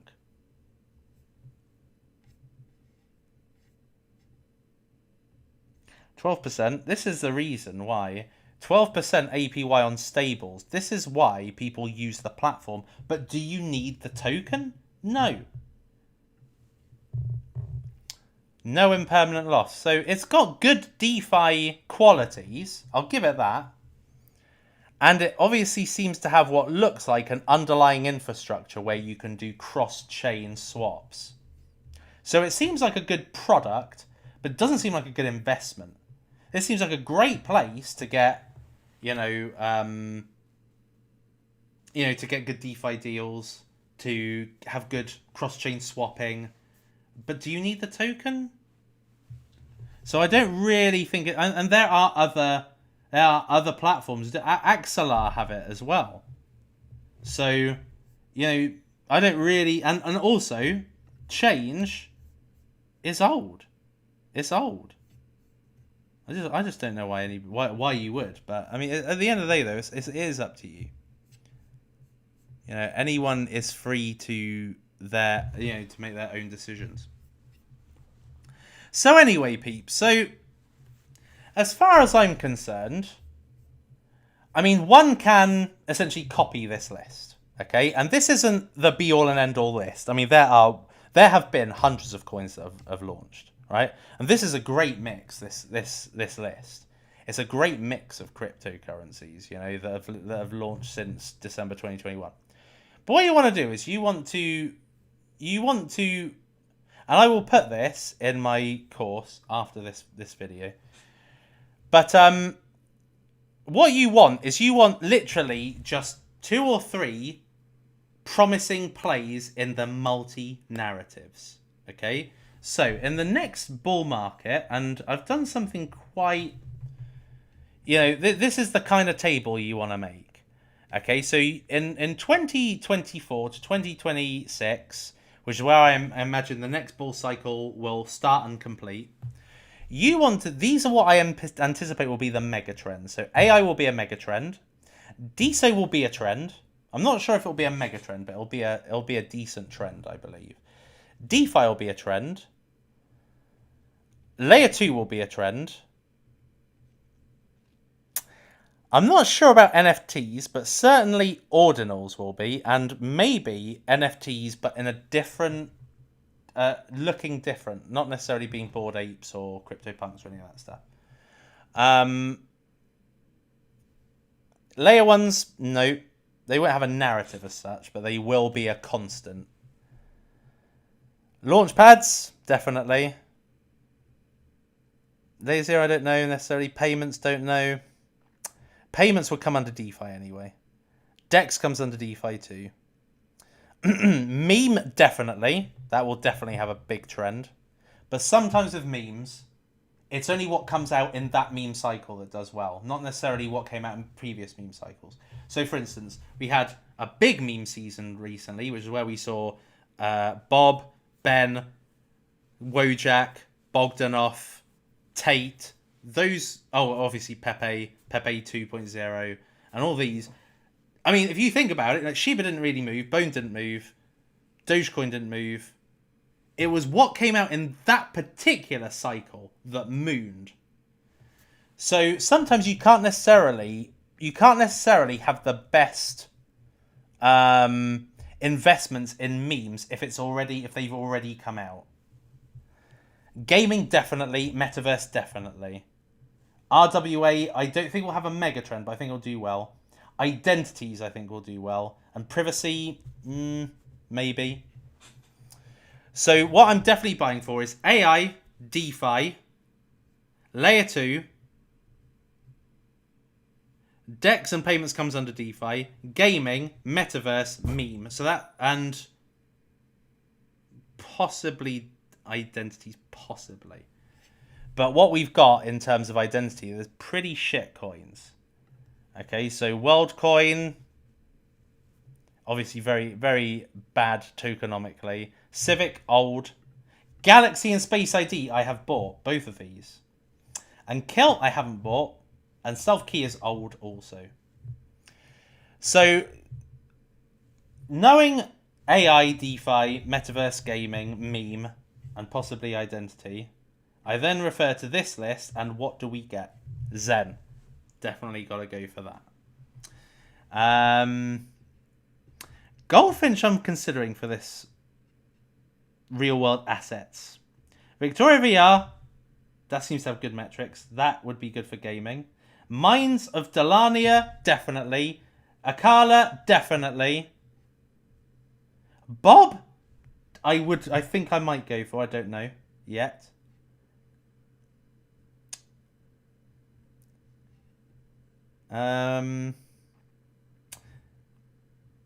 ApeCoin, that's metaverse coin. Definitely that. Layer AI, I've got it already. Chain GPT, definitely going for that. Myria Gaming. Pulse Chain DeFi. Pulse X DeFi. Ironfish Privacy. Hashflow DeFi. Arbitrum Layer 2. Galaxy already explained. Immutable X Gaming and NFTs. Gamium looks okay-ish. So that's what you do. And that is how you make decisions on what you're going to buy based on what you anticipate will be the next narratives. Bold is also a potential one for Coinbase. This is really the first and original coin that came out on Coinbase's base blockchain. So that I might consider. Games for a living, definitely a good gaming play. So yeah, there we are. So that's how you do it. What's the mega trend? What are the coins that have got the best fundamentals? I.e., they are definitely they're definitely earmarked by a lot of investors. They've got already a decent amount of hodlers. They boast decent metrics, maybe. They are an investable market cap. They are under $1. Not bull market exposed. New-ish. Hence why I've got the date, because it's actually important. The kind of more recent it is, the better it does, with the exception of Matic. Solana and Avalanche came right at the end of the last bear market, and that's why they did so well. And same with Shiba Inu. So newer, better. So yeah, so there we are. There we are. Loads. Look at that. Will this be uploaded on YouTube soon? It is on YouTube right now. You are not watching on Twitch. Right, let me take some of your comments now. And if you just to be frank, if you super chat, I will definitely look at it. I may not really do much other than that, but if you had 10k, what altcoins would you put them? What altcoins would you put them at your optimal price in terms of fundamentals? Look, that is not so easy to answer because, as you will well know, I've got a shit ton of cryptocurrencies that I'm eyeing up. Like, I am going to be very diversified. Like, just to get, as I've said to you already, the goal is to earn 13,000 at least for every 100 I put in. All right, so if I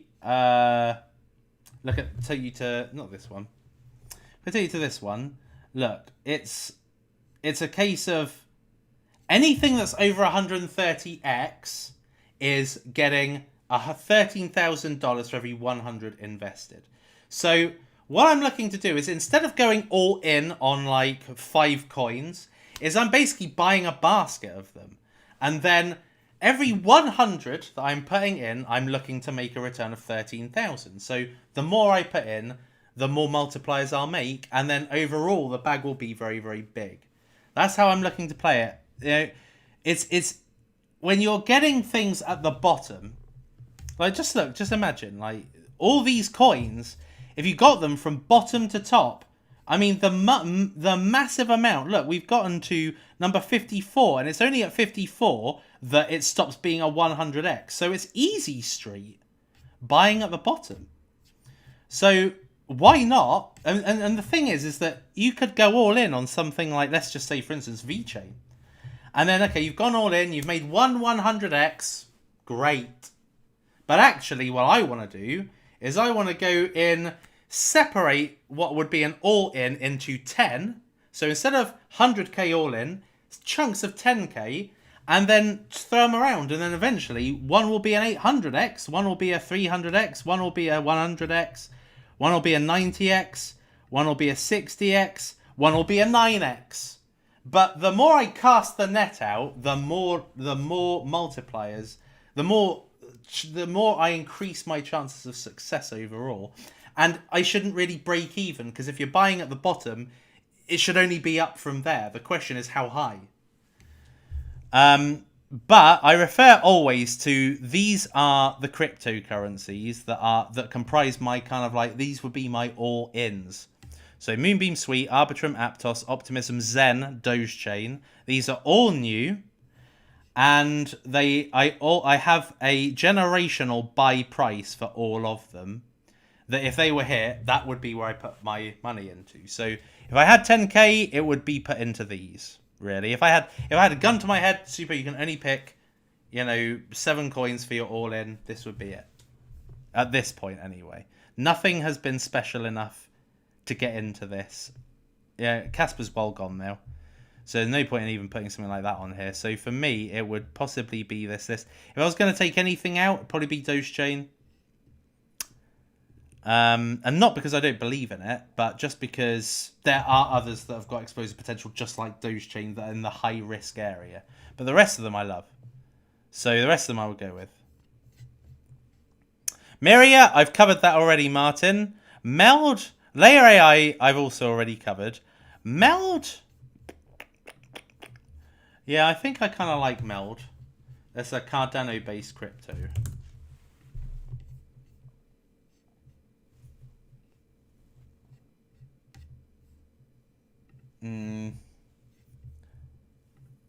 Web3 banking, blockchain built for DeFi. This is basically what looks like anyway.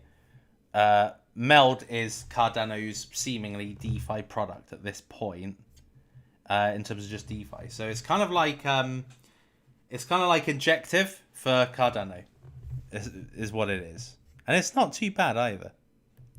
Link for my course, I think it's there. Oh no, it's not. Bear with me. Well, it's in the description anyway. It's in the description. Basically, it's just Suppo DCA. Thoughts on Sophiaverse? It's okay, actually, Sophiaverse, but there are other AI plays I quite like. I do kind of like Sophiaverse. Hex Optimal.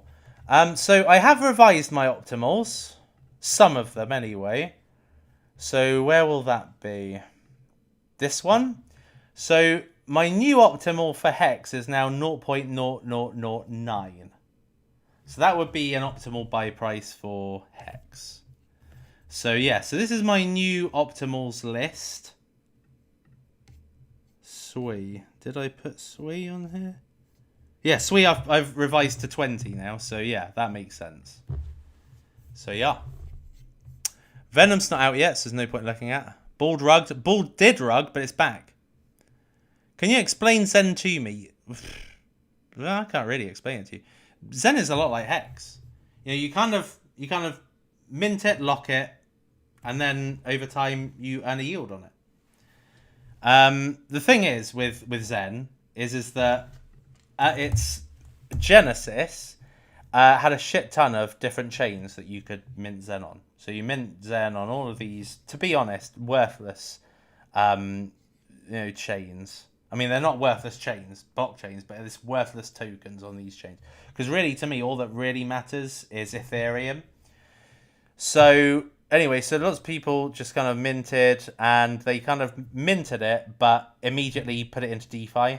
Because the later that you minted it, you cause for the supply to increase, but you actually lock it up, and then eventually it gets released to you after a locking period. So you earn a percentage on that. So you mint it, it gets put into a kind of DeFi protocol, and you earn a yield. And then after that yield period is finished, it's in your wallet. And that Zen is simplistic. It's a certificate of deposit, basically like Hex. This is this season's Hex, as it were. So that's kind of why I like it, because obviously, as you see in the last bull market, the best performer was Hex. In terms of bottom to top, it was Hex. In terms of, you know, what performed the best, that wasn't necessarily bottom to top, it was Shiba. Was it Shiba actually? I did a video recently on Instagram. Let me just see if I can bring that up. But yeah, but it was meme coins. Meme coins were the ones that made the absolute money. I think it's this one. 4 best ever returns on $100 invested. If you invested $100 into Hex in December 2019 and sold in November 2021, you would have made 38,000x. That's still not as good as Shiba. In Pepe, if you had bought the bottom I could find for it, the lowest bottom on Dex Tools, I think it was, and sold it at its high, that was 102,000x. So your return on $100 would have been 12.9 million. Shiba, I was a million X apparently. Safe Moon is 13 million X. So $100 at the bottom of Safe Moon would have turned into 1.3 billion. Incredible. Yeah, that's insane. Safe Moon was actually the best. So, yeah, it's basically all of those coins except Hex was meme coin. But anyway, yeah, so this is kind of the Zen of this. This is kind of the Hex of this cycle. And that's why it's the one I'm looking to invest in progressively. Like, I'm not taking a big position as of yet. All right, let's have a look and see how the market is doing presently. How are you physically? 25.8, it's not really moved in this whole stream as of yet. And BNB is still under $209.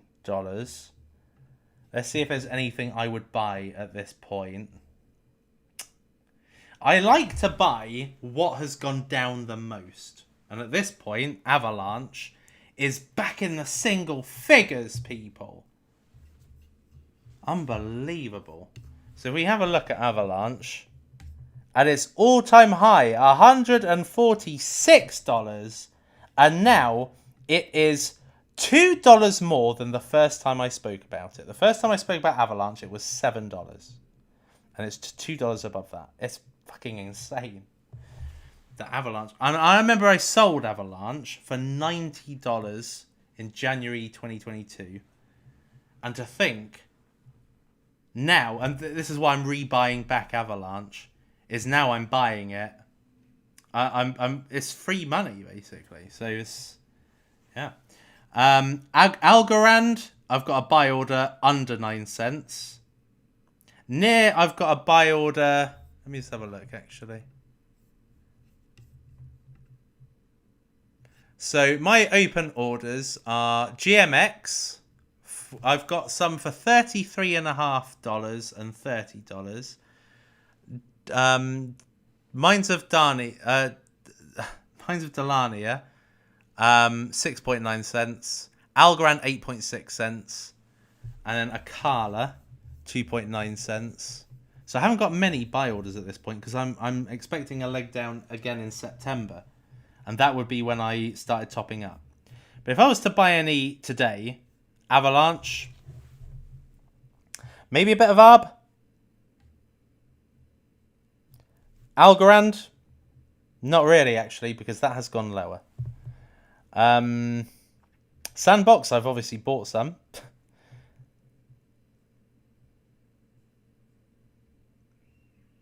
Mina maybe? That's now only 15 cents more than its IDO price.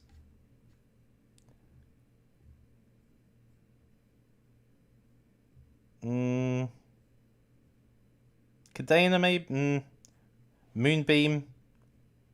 Hex. although Hex will continue to go down. Ordinals. Artificial liquid intelligence, although it was better when there was a 5 here. High Street, maybe.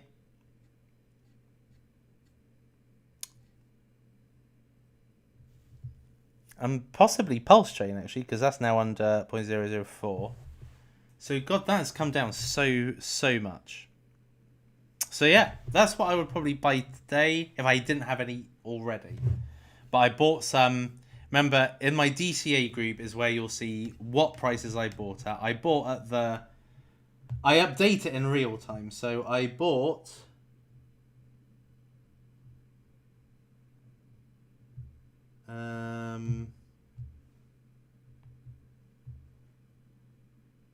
Yeah, so I bought on August the 17th, which was, I think, the day when shit hit the fan.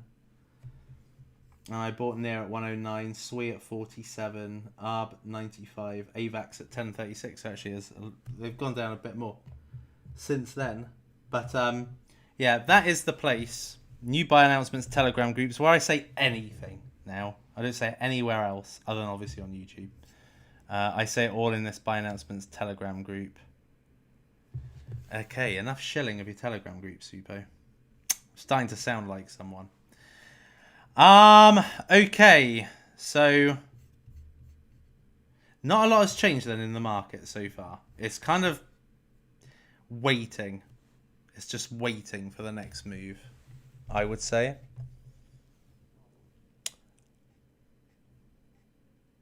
UFO. So we still going in hard at 30 cents or yeah, 20 cents is what I will put some in at, I'll obviously buy some at 30. But 20 would be the optimal now. You know, as I've just shown you, like SWE has got a pretty aggressive inflation module. It's quadruple that of Psi actually, funnily enough. ILS, it's... Oh, okay, thank you very much. Israeli shekel. Can you check Dimitri? Oh, not this one again. This is another one of those stupid T-Gen coins. This is the dumbest coin, I think, in the whole market. It really is a total piece of shit. What?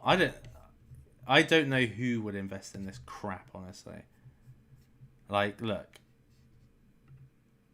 Value proposition. Data-driven farming. What? Farmers don't have computers. And even if they did, they would not have a fucking clue what blockchain is. This is the most irrelevant market to have blockchain as a value proposition. It's just so dumb. It's just so totally stupid. I do not understand why anybody would buy this crap. Honestly, it's so stupid and unfocused as well. So let's assume I'm a farmer from around where I live. What the fuck is this going to do for me? Nothing. You need something. If you're going to use a service of any type, there needs to be demand, right? So as a farmer, or even as a farming logistic person, I would be looking at something that catered to my market. This is global. This is pointless. This is totally stupid value proposition. I don't get it. So, I mean, I hate Demetra. It's such a stupid, irrelevant cryptocurrency. The one that, like, this made a huge multiplier. I want to say recently. It wasn't that I think it was this in 2023. But it's literally drivel.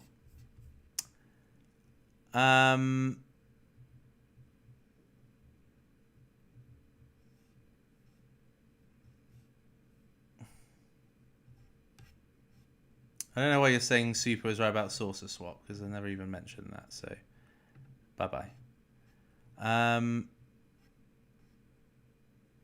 Oh, God. Farmers use tech. They don't use blockchain. Like, that's ridiculous. I've never heard something so stupid, honestly. Like, even when you consider VeChain, right, which is kind of like logistics, which could... you know, supply. It could kind of be applied to anything. The V chain, you know, luxury goods, foods, anything, and even this struggles. So if this struggles, how is a fucking farming supply chain cryptocurrency going to do?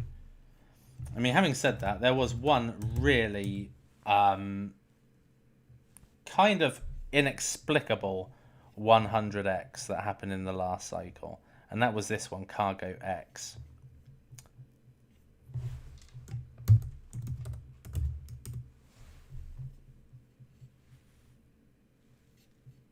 Oh, wait a minute, 56x? No, 115x.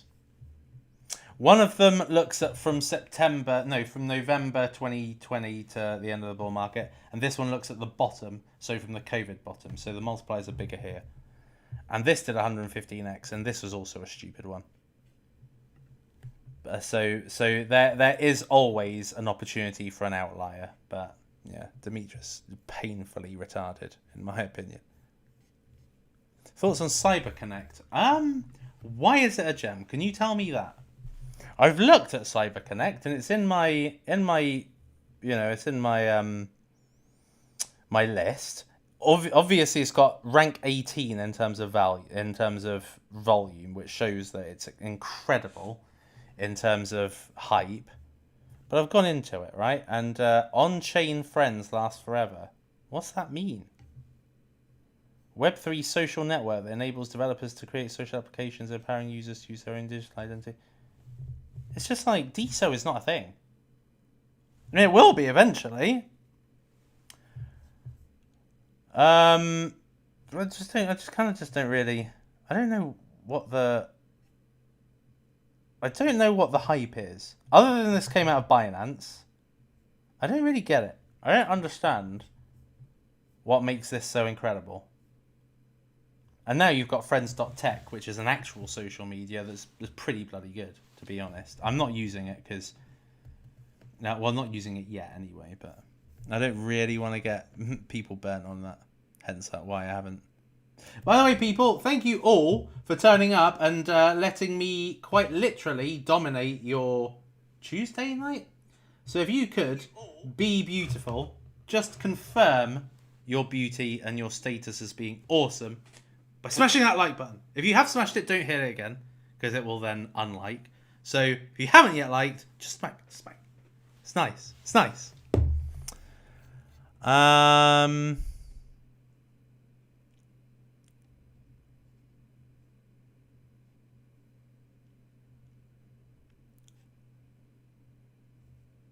Guys, I honestly don't care for your rationale about Demetra. Like, what you've got to think about is... Let's even assume, oh yeah, this is a magnificent fucking product. It's exactly what the farming industry needs. Retail. Are they going to care for farming? No. They care about memes, gaming, metaverse. That's it. They hate DeFi. But retail, they get in what's understandable, what you can look at, what's tangible. They're not going to care for farming. They don't get the need. They don't get the solution. And then add that another step, institutions. They are not going to give a fuck about Demetra. If I just look at Demetra, there's not a VC on it. Because no one cares. Honestly. Why people defend dumb coins, really. I just don't get it. Oh, man! Inia! Legend! Thank you very much. 79 Aussie dollars. Thank you very much. For A, turning up, and B, for such a hefty donation. Really appreciate that. And this is for you. This is for you. I'm living in Monaco. I'm living in a dream. Really, yes. And then the other one. Like what? Well, you've got to be liquid. And what's another one? The People's Elbow. The People's Elbow. Walla, walla, walla, walla, bang. So thank you very much, Ania. You get a role-played version of the Twitch screens. I might do the Andrew Tate Aikido as well. XP Network 100x Gem. No, don't. Please, people, use your brain. Use your brain. When you are investing your money in anything, please think to yourself, why would anyone buy it? Think about that. Let's have a look at this, right? Your NFT future is multi-chain. What? There's tons that do this shit already. The fact that this is at a 500k market cap shows no one gave a shit about it in the first place. And actually, in a world where nearly every single IDO did a 100x in the last bull market, let me show you something. XP Network did a fucking 6x. Why? Because it's shit. Man. Why? If it couldn't do 100x in its first bull market and in really right bang on trend, then it'll never do one. So, God, please use your brain. I can't stand people to like... There's so many cryptos and you would hang your hat on a piece of shit like this. Come on. Okay. Roshan, thank you very much for £5. Putting 10k into each coin for a 150k portfolio. Am I missing anything? Near Gala, Algo, Elrond, Mina, Cake, Magic, Glimmer, Cadena, Ali, Veracity, Mover, Atlas, AI Pad. A mostly good list. I'll tell you what's kind of weak. You don't have any Solana killers in there. You don't have either Aptos Sai or Sai or Sui. You don't have any meme, which I would recommend you did have. They are mostly layer ones. And old ones as well. I mean, Mover is old. Mina is old. Algo's old. Elrond's old. Cadena's old. Veracity's old. Like, there is quite an emphasis on old cryptos there. So 10k into each coin. Yeah. I don't think that's the strongest. Like, it's kind of all like, not meh, but you need to have a bit of a mix. You need to kind of go from, you need to have one that is a kind of your banker. One that is, say, a Solana or an Ethereum or something like that. Something that's a safe one. Then have kind of 7 or 8 mid to low caps. And then have a couple of high risk. That's what I would say. But yours kind of is all in the middle. Mind you, having said that, Atlas, I think Atlas, Star Atlas, they have a different rule compared to other coins. So let's say layer ones, for instance. A layer one's going to have its best performance in the first bull cycle. I think a gaming cryptocurrency could actually have its best performance in the second bull cycle. Not that we've seen that yet. But just having seen in January, February how games really exploded, and it wasn't even a bull market, then I think that the likes of Star Atlas that's gone down to 14 million, that I think will continue to go down, probably go down to about 5 million. Possibly Everdome or Victoria VR that are very similar in terms of market cap. I think they're going to do really well. I think they could do very well in the next bull market. They are high risk, but I think they could do very well in their second bull market. And only in games would I go for more of the aged ones. E-gold I think is also good because that is going to be deflationary eventually. But I do think that you need just a little bit more diversification. I think you need just some newer coins in there. AI Pad's also pretty good. That is very high risk, but I could do extremely well. Gala and Ada price targets. Ada, I think, will go to about $12 next bull run. Let me consult my predictions. This may or may not be relevant for now.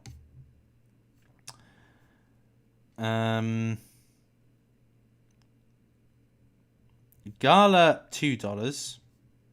Did I put Cardano even in here? I did initially, but I think I deleted it. But Cardano, I think $12 to $15 next time round. Could happen. Bull market coming soon? Relative to last January, yeah. But relative to actually coming soon, though. Honestly. I don't even think it's going to come immediately after the halving. I think it will take until about maybe November 2024 to really start seeing it happen. Until then, it will be kind of a little bit like a lukewarm, a bit like a kind of, it's a rally, it will fail like the rest of them, and it does fail. And then you have the real trajectory up to the top from November 2024, I reckon. So no, we're nowhere near a bull market. Nowhere near. We need for the story to play out. Recession, regulation, ETF. Well, recession, regulation, halving, ETF. That's what I reckon will happen. Or maybe even recession, regulation, ETF, halving. Either way, the market is not. The ETF is not going to be approved until regulation has happened. There's a flush out of shitcoins. A flush out, Binance is taken out or Tether's taken out. Some big blow off bottom's going to happen. That's going to be incidental to either regulation or a recession. But I'll tell you this, we're nowhere fucking near it. So, I would just, in my opinion. Do you think RH coins will make a comeback? Yes, I do think so.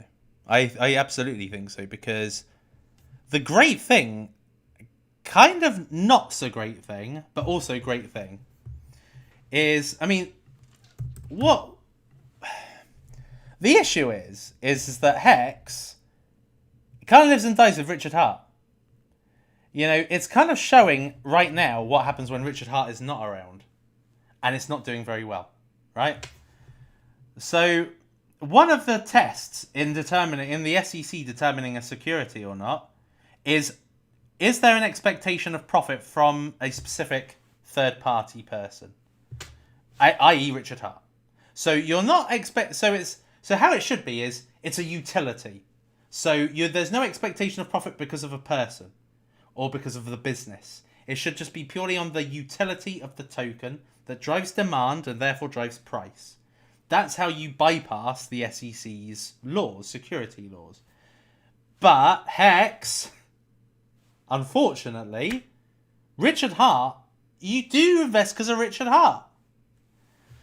Because if he didn't do his rampant marketing, which I remember he did in droves, when it came to, the Pulse Chain sacrifice, he was on all of the big YouTubers' channels. He was just visible. And then he had a platform. They would say, talk about what you were building. He would talk about Pulse Chain, yada, yada, yada. And then people went to Pulse Chain and sacrificed Pulse Chain because of him. That's the issue. That's the only substance the SEC have. And if the product is available to US investors, and the platform that offers it is in a US jurisdiction, which apparently is what Uniswap was in, that's why Richard Hart is a target. That's why he can be pursued by the SEC. But at the same time, unless he dies, he's going to keep pumping them because it's just his ambition. It's just his goal. It's just his passion. So it could die, but if it doesn't die, it's gonna thrive again. Richard Hart is a very... He's a huge personality, a force. So you can't stop him. There's no stopping him.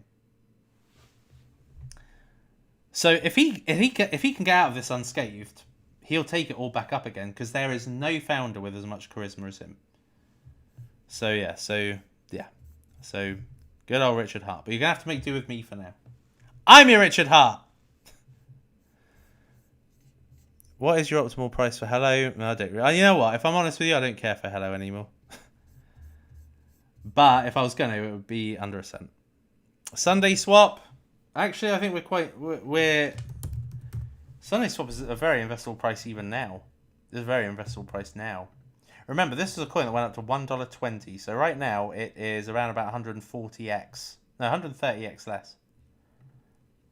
So it could return to its former glory. It also might not. So it's very much a kind of risk, big risk. But there's not a lot of volume in it, because there's not a lot of hodlers of it, and that's why it doesn't really move a hell of a lot. Like, it has been kind of flatlining since December. It's not. It has a little bit of a push in January, February, but yeah, it's gone a bit sideways. So I wouldn't expect for it to go much lower than maybe that's a 5. An AI pad, I would say the IDO price about 1 cent. Nearing Glimmer all in? No, I would not do that.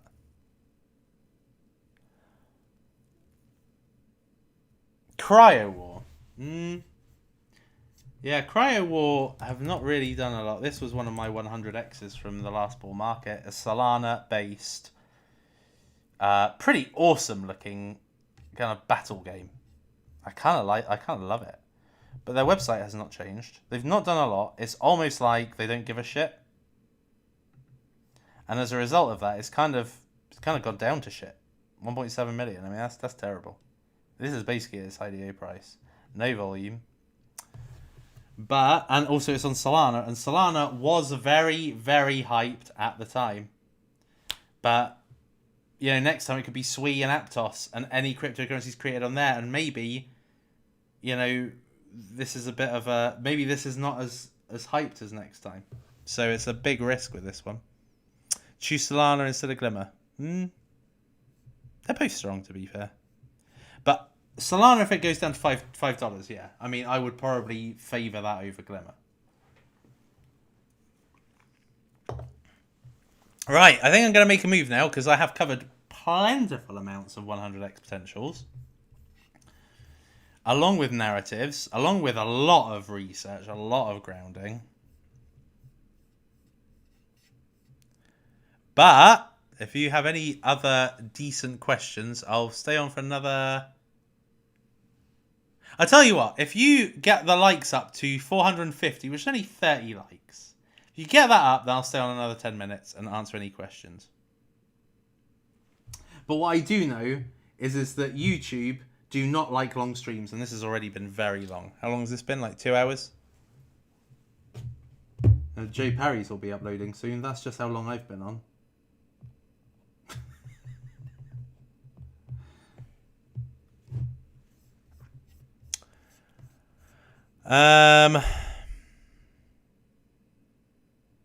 Will the Fed increase interest rates? I think there's a strong likelihood of them doing that, yeah.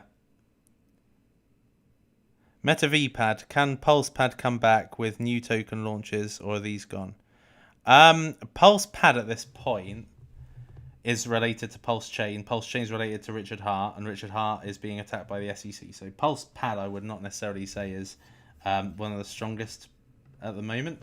And Meta VPad, I mean, Meta VPad performs very well in a little bull season. You needed to have Meta VPad. Meta VPad was one of the better launch pads to be in for AI pad. And that recently, it went from 0.002. Wow. It 20x'd. I mean, I did sell some. But it 20x'd in literally a couple of weeks. And it was just a little bull season. Imagine in a bull market. Fuck. I mean, that is gonna blow the fucking roof off. All right, people, I'm going to make a move. Seeing as though we're only at 440 likes. So I'm going to make a move now. But, I may be back. Maybe back again this week. But I might not be back on YouTube.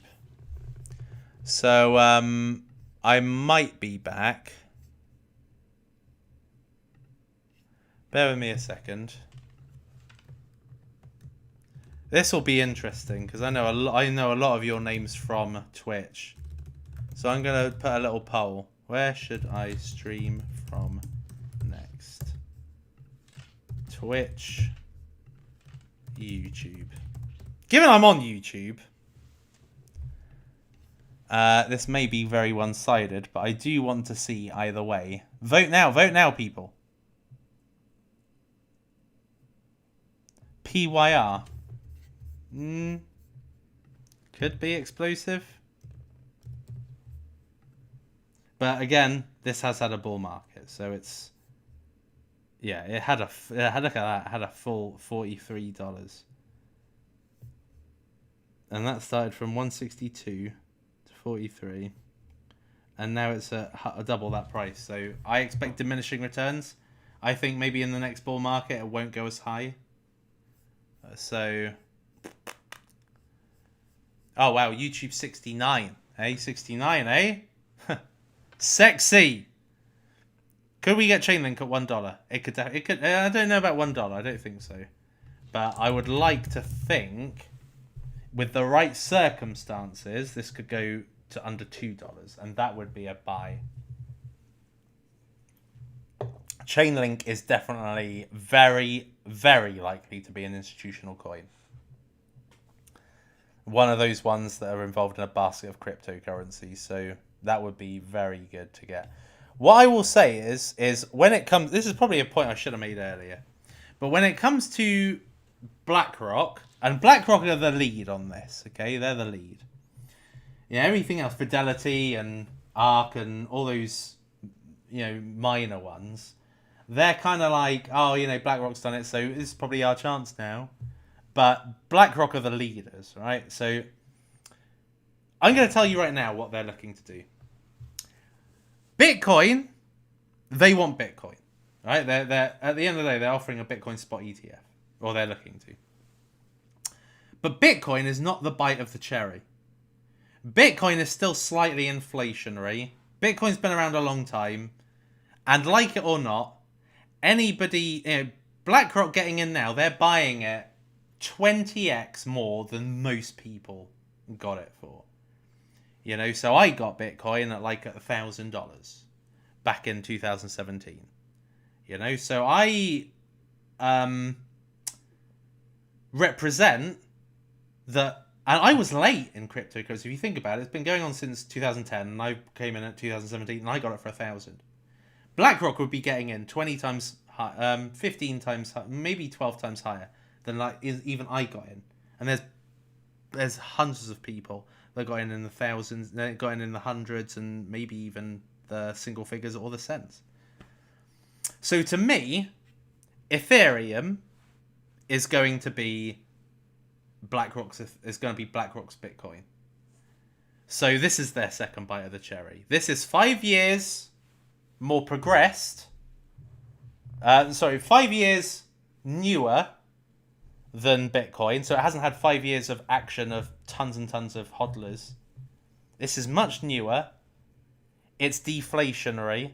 It's sound money. It's underpins finance. Underpins NFTs, DeFi.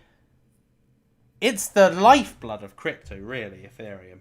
And therefore, it's got the best use case as an investment product. So while BlackRock will target Bitcoin, they will target Ethereum more. There's more money to be made on Ethereum. Ethereum, I think, will surpass Bitcoin in the next bull market. And Ethereum also... Ethereum has to come down as a result. So it's a 16 now, BlackRock are going to do something. What's happening right now, I think it's all BlackRock's doing. I think everything that's happened is BlackRock's doing. They are at the epicenter of power and money. They're at the epicenter. CZ is miles away from that epicenter. Right? So BlackRock control. If you've watched Succession, House of Cards, anything political that's behind the scenes, they all make things happen deliberately in the background, but in the foreground it's all butter wouldn't melt in their mouth. They're innocent, they're public figures, but in the background they're manipulating things. And there's many chains of command to get to CZ. So everything that's happening right now, this is all BlackRock's doing. They're doing this all. Like, don't think, oh, BlackRock's buying. No, they're not. Like, they're not buying yet. They're making things happen in the background, and then they're going to take a position. And that's when this bull market starts. And we haven't even seen that action. And unfortunately, altcoins are going to be the casualty, but also a brilliant vehicle to make money in the future. So I'm just going to wait until that point comes. Ordinal, that's very, very difficult to analyze. I'm not even going to try. All I can say is that it gives you really good exposure to ordinals. That's about as much as I really have to say about it. And it's kind of considered kind of like the Bitcoin of the ordinal space. So you kind of would get it, right?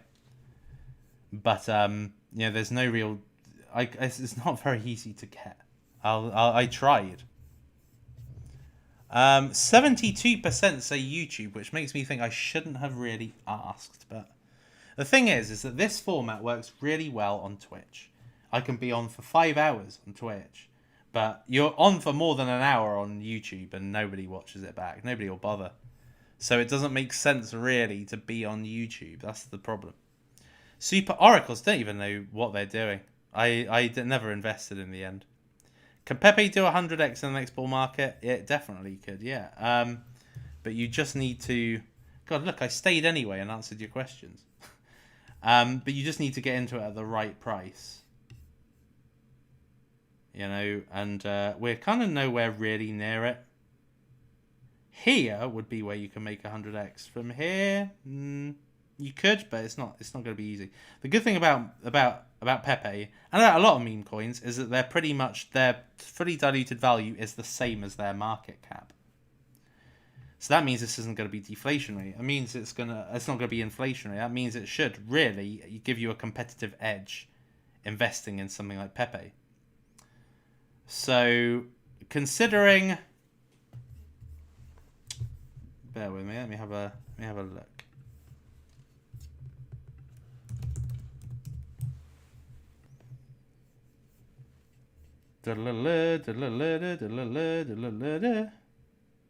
So Doge got to 84 billion. That would be a 200x. If Pepe achieved the same, it would be a 200x. I don't think they're going to achieve what Dogecoin did, but I'm just trying to give you an indication of there is scope. There is scope, but you increase that scope if you can get Pepe a lot cheaper. And the thing is in the next bull market, will there be something else? Because, right now, there are some good ones out there that I think are also pretty undervalued. Which is what I've already kind of alluded to. So... type.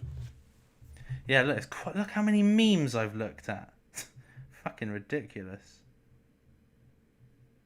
Some of these are so stupid. Harry Potter, Obama, Sonic, 10 Inu.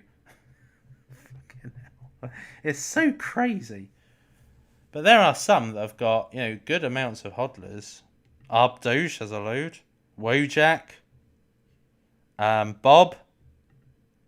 Ben. And a lot of these, for instance, Ben is 241x down from its all-time high, apparently. I don't know, that can't be right, surely. So, yeah, there's also others that you have to contend with that could also do well. So, it's certainly not going to be an easy task. Pepe, I would say, was probably the one that seems the most obvious. But there's no guarantee it'll do 100x. If you can get it a fifth of this price, so still 5 no. If you can get it for 6 zeros and maybe 3 or 4, then much better chance. And that would make it a 150 million market cap, much better. Right, I think I'm going to make a move now, people. Thank you all very much for being here. Trumpad can be accumulated now, so Trumpad's gone. Trumpad's dead. That they got combined with KCC pad to create Polypad. Ooh, is it? I bet you it's not. Let's have a look. Ish. Oh, fuck! Yes, it is! Bitcoin was just dumping. Hold on. Hold the phone.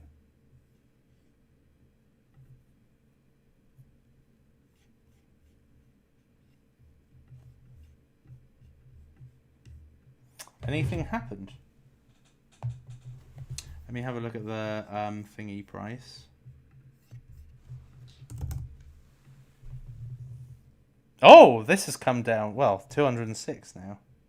Wait a minute. When was this? That was ages ago. Oh, yeah. Look, this is shot down.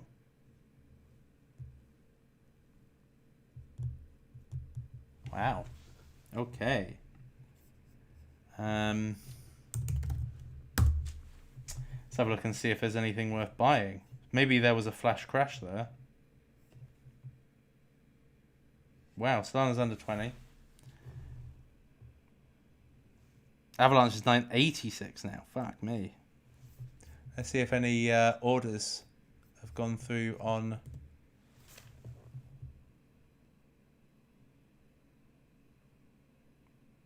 No. No, none. It's not gone that low yet.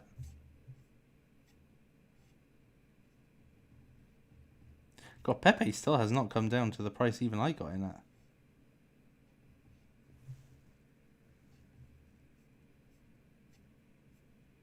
Yeah, there's not been any big drops, actually, and there's not been very big drops. Let's go on the 1 hour.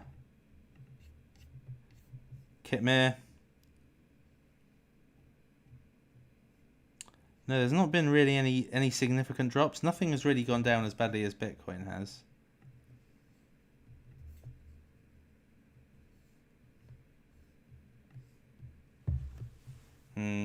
Yeah, I had a flash crash down to 25.3.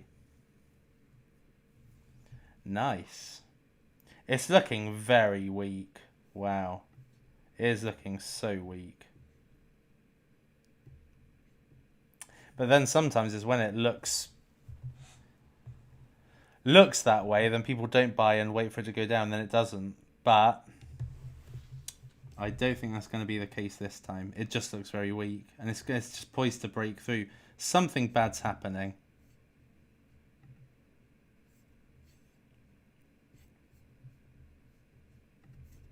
Have I got BNB on here? Yes, I do.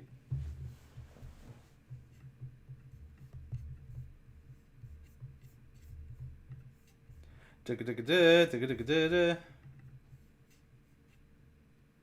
204. God, it got as low as... That was hours ago. Got as low as 203. Now it's printing green again. Yeah, well, looks a little bit boring. Looks a little bit boring now. Cliff High? What? Haven't seen that name since 2018.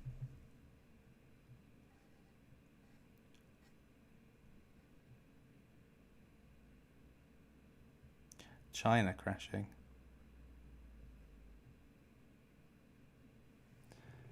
US government selling.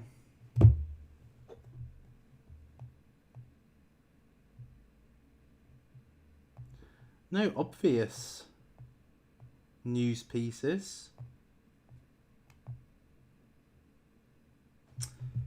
Let me just have a quick look on Twitter. See if there's anything about BNB. Oh, what the hell? Is that him? That's what Dylan Leclerc looks like. I was just fucking morons. I hate scammers. But no, there's nothing really.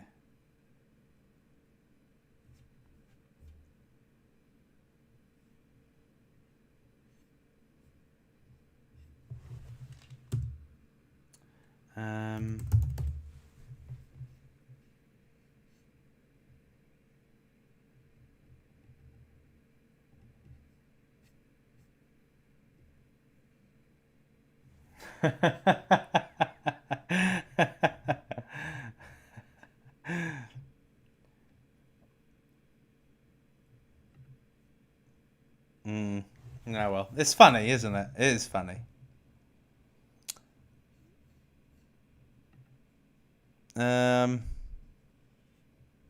Right, I am gonna make a move because A, there's not much in the way of questiones. I'm in need of encouraging words on my glimmer bag for 2025. Not financial advice, still optimistic. Yeah, I mean, look, let me show you the best example. Because I remember at the time, I remember it. Back in 2019 to 20, people were saying the same thing about Matic. I was so in love with Matic. If you go back to my videos on my Superman Classic, do that. If you've got time spare, go back to Superman Classic and see when I used to talk about Matic. I talked about Matic like I talk about Moonbeam. And it just kind of did nothing. Look, this is from kind of the beginning of 2019. Nothing. So 1 cent fucking ever. Just did fucking nothing. And there was a point where it went up to 5 cents and it went straight back to 1 cent. It just did nothing.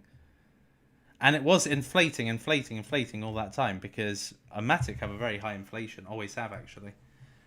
And it wasn't until the bull market started. It wasn't until the bull market got going. Look. Nothing until February. The bull market had been going on for, I mean, the halving had happened about 8 months beforehand. Nothing. And then all of a sudden, bang. Now, I'm not going to lie. Moonbeam is not Matic. It's not that same ilk. It's not got that same first mover kind of advantage. But it is supremely suppressed. And it is fantastic technology. But it is held back by Polkadot. I'm not going to lie. It is held back by Polkadot. But you can see with the growth of Moonbeam, like its growth is utterly astronomical. Let me find that. Is it still going down? Liquidity versus the market. Yeah, exactly. Global net liquidity, which is something I said a couple of weeks ago, has dried up. Hence why I believe the market was coming for a 2-month downturn. So, yeah. So, look at this, right?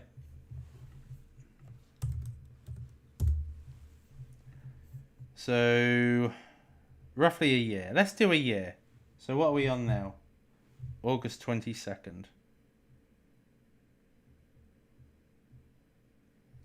290,841.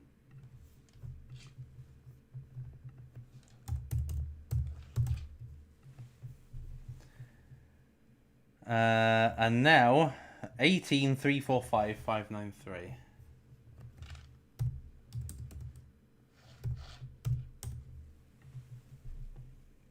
A 6,000% increase.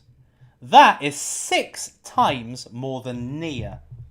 Nia did 1,000% increase between Jan 22 and Jan 23. And Moonbeam has done 6 times that in the same kind of period, like a year's period. And although one could say, yeah, but a load of people wanted to mint Zen. Doesn't matter. There's a load of people now with a Moonbeam address or a Moonbeam activated in their wallet. So now all it needs is the ecosystem. ecosystem is where volume starts to come in. And anticipation of an ecosystem is when people speculate. So both those things in combination can bring money into Moonbeam. But until then, it's really going to do a matic. It's just going to be, it could potentially just be flatline. Particularly because there's so much competition out there nowadays. So that's all I'll say. But I'm not going all in on Moonbeam. It's just one of the ones I'm most excited about. And it will pop off at some point. It was $30 once. Now it's 10 cents nearly. Oh, it's 19 cents. Let me just put this back on. 25.5. Right, I'm going to get prepared for some DCAing potentially. So you may see me on here if you have purchased or are looking to purchase. So yeah, that's what I'm going to be doing now. So people, thank you very much for turning up. Please say bye so I can shout you all out at the end. Will BSC pad be good for the next run? Maybe. I think Meta V pad and AI pad will be the better. Are you still liking Phantom? Yes. Yes, the Avalanche unlock. Yeah, I thought that was a big reason why it was going down. Okay, so Patrick, Martin, Tony, Ellie. Thank you for turning up. Verlin, Leon, Martin, OG Herrera, Burkan, Mohammed, Oriel, Joe, Harold, Samad, Ferris Bear, Isaac, Masked Music, Ahmed, Masood, Yezerd, Salvatore Fergamo, David, Bartram, Suppo Squad, Mohammed, Lobs, Scott, Angie, Vicosol, Patrick, Sunboy, Harold, Allen, Huntex, Bruce, Peter, Waglin, Baz, Samad, Vic, Thought Station. That's a brilliant name. Louis Lips, AMM, NK, Gino, Gcraft, Steiner's here, Roy, Arash, My Crypto Space, GG, M Coot, Martin Applehead, Hurricane Hicks, Crypto Glasson, good to see you. Look forward to watching from the start with my morning breakfast. Oh, nice. It's nearly bedtime for me. It's well, not really, but it is quite late. I found this on the web for it's nearly bedtime for me. A circle, not really, but sleeping bunnies. How cute! Oh, fuck off. Danny, Chimichanga, Second Tim, Flamingo, Dr. Blockchain, Pickle the Placid, Matsunoble, Khan. Guys, thank you very much for being here. Love you all, you're amazing. And I shall see you next time, whether it be here, on YouTube, or on Twitch. Either way, should be here. So, anyway, love you all, you're amazing. Until next time, it is lights out.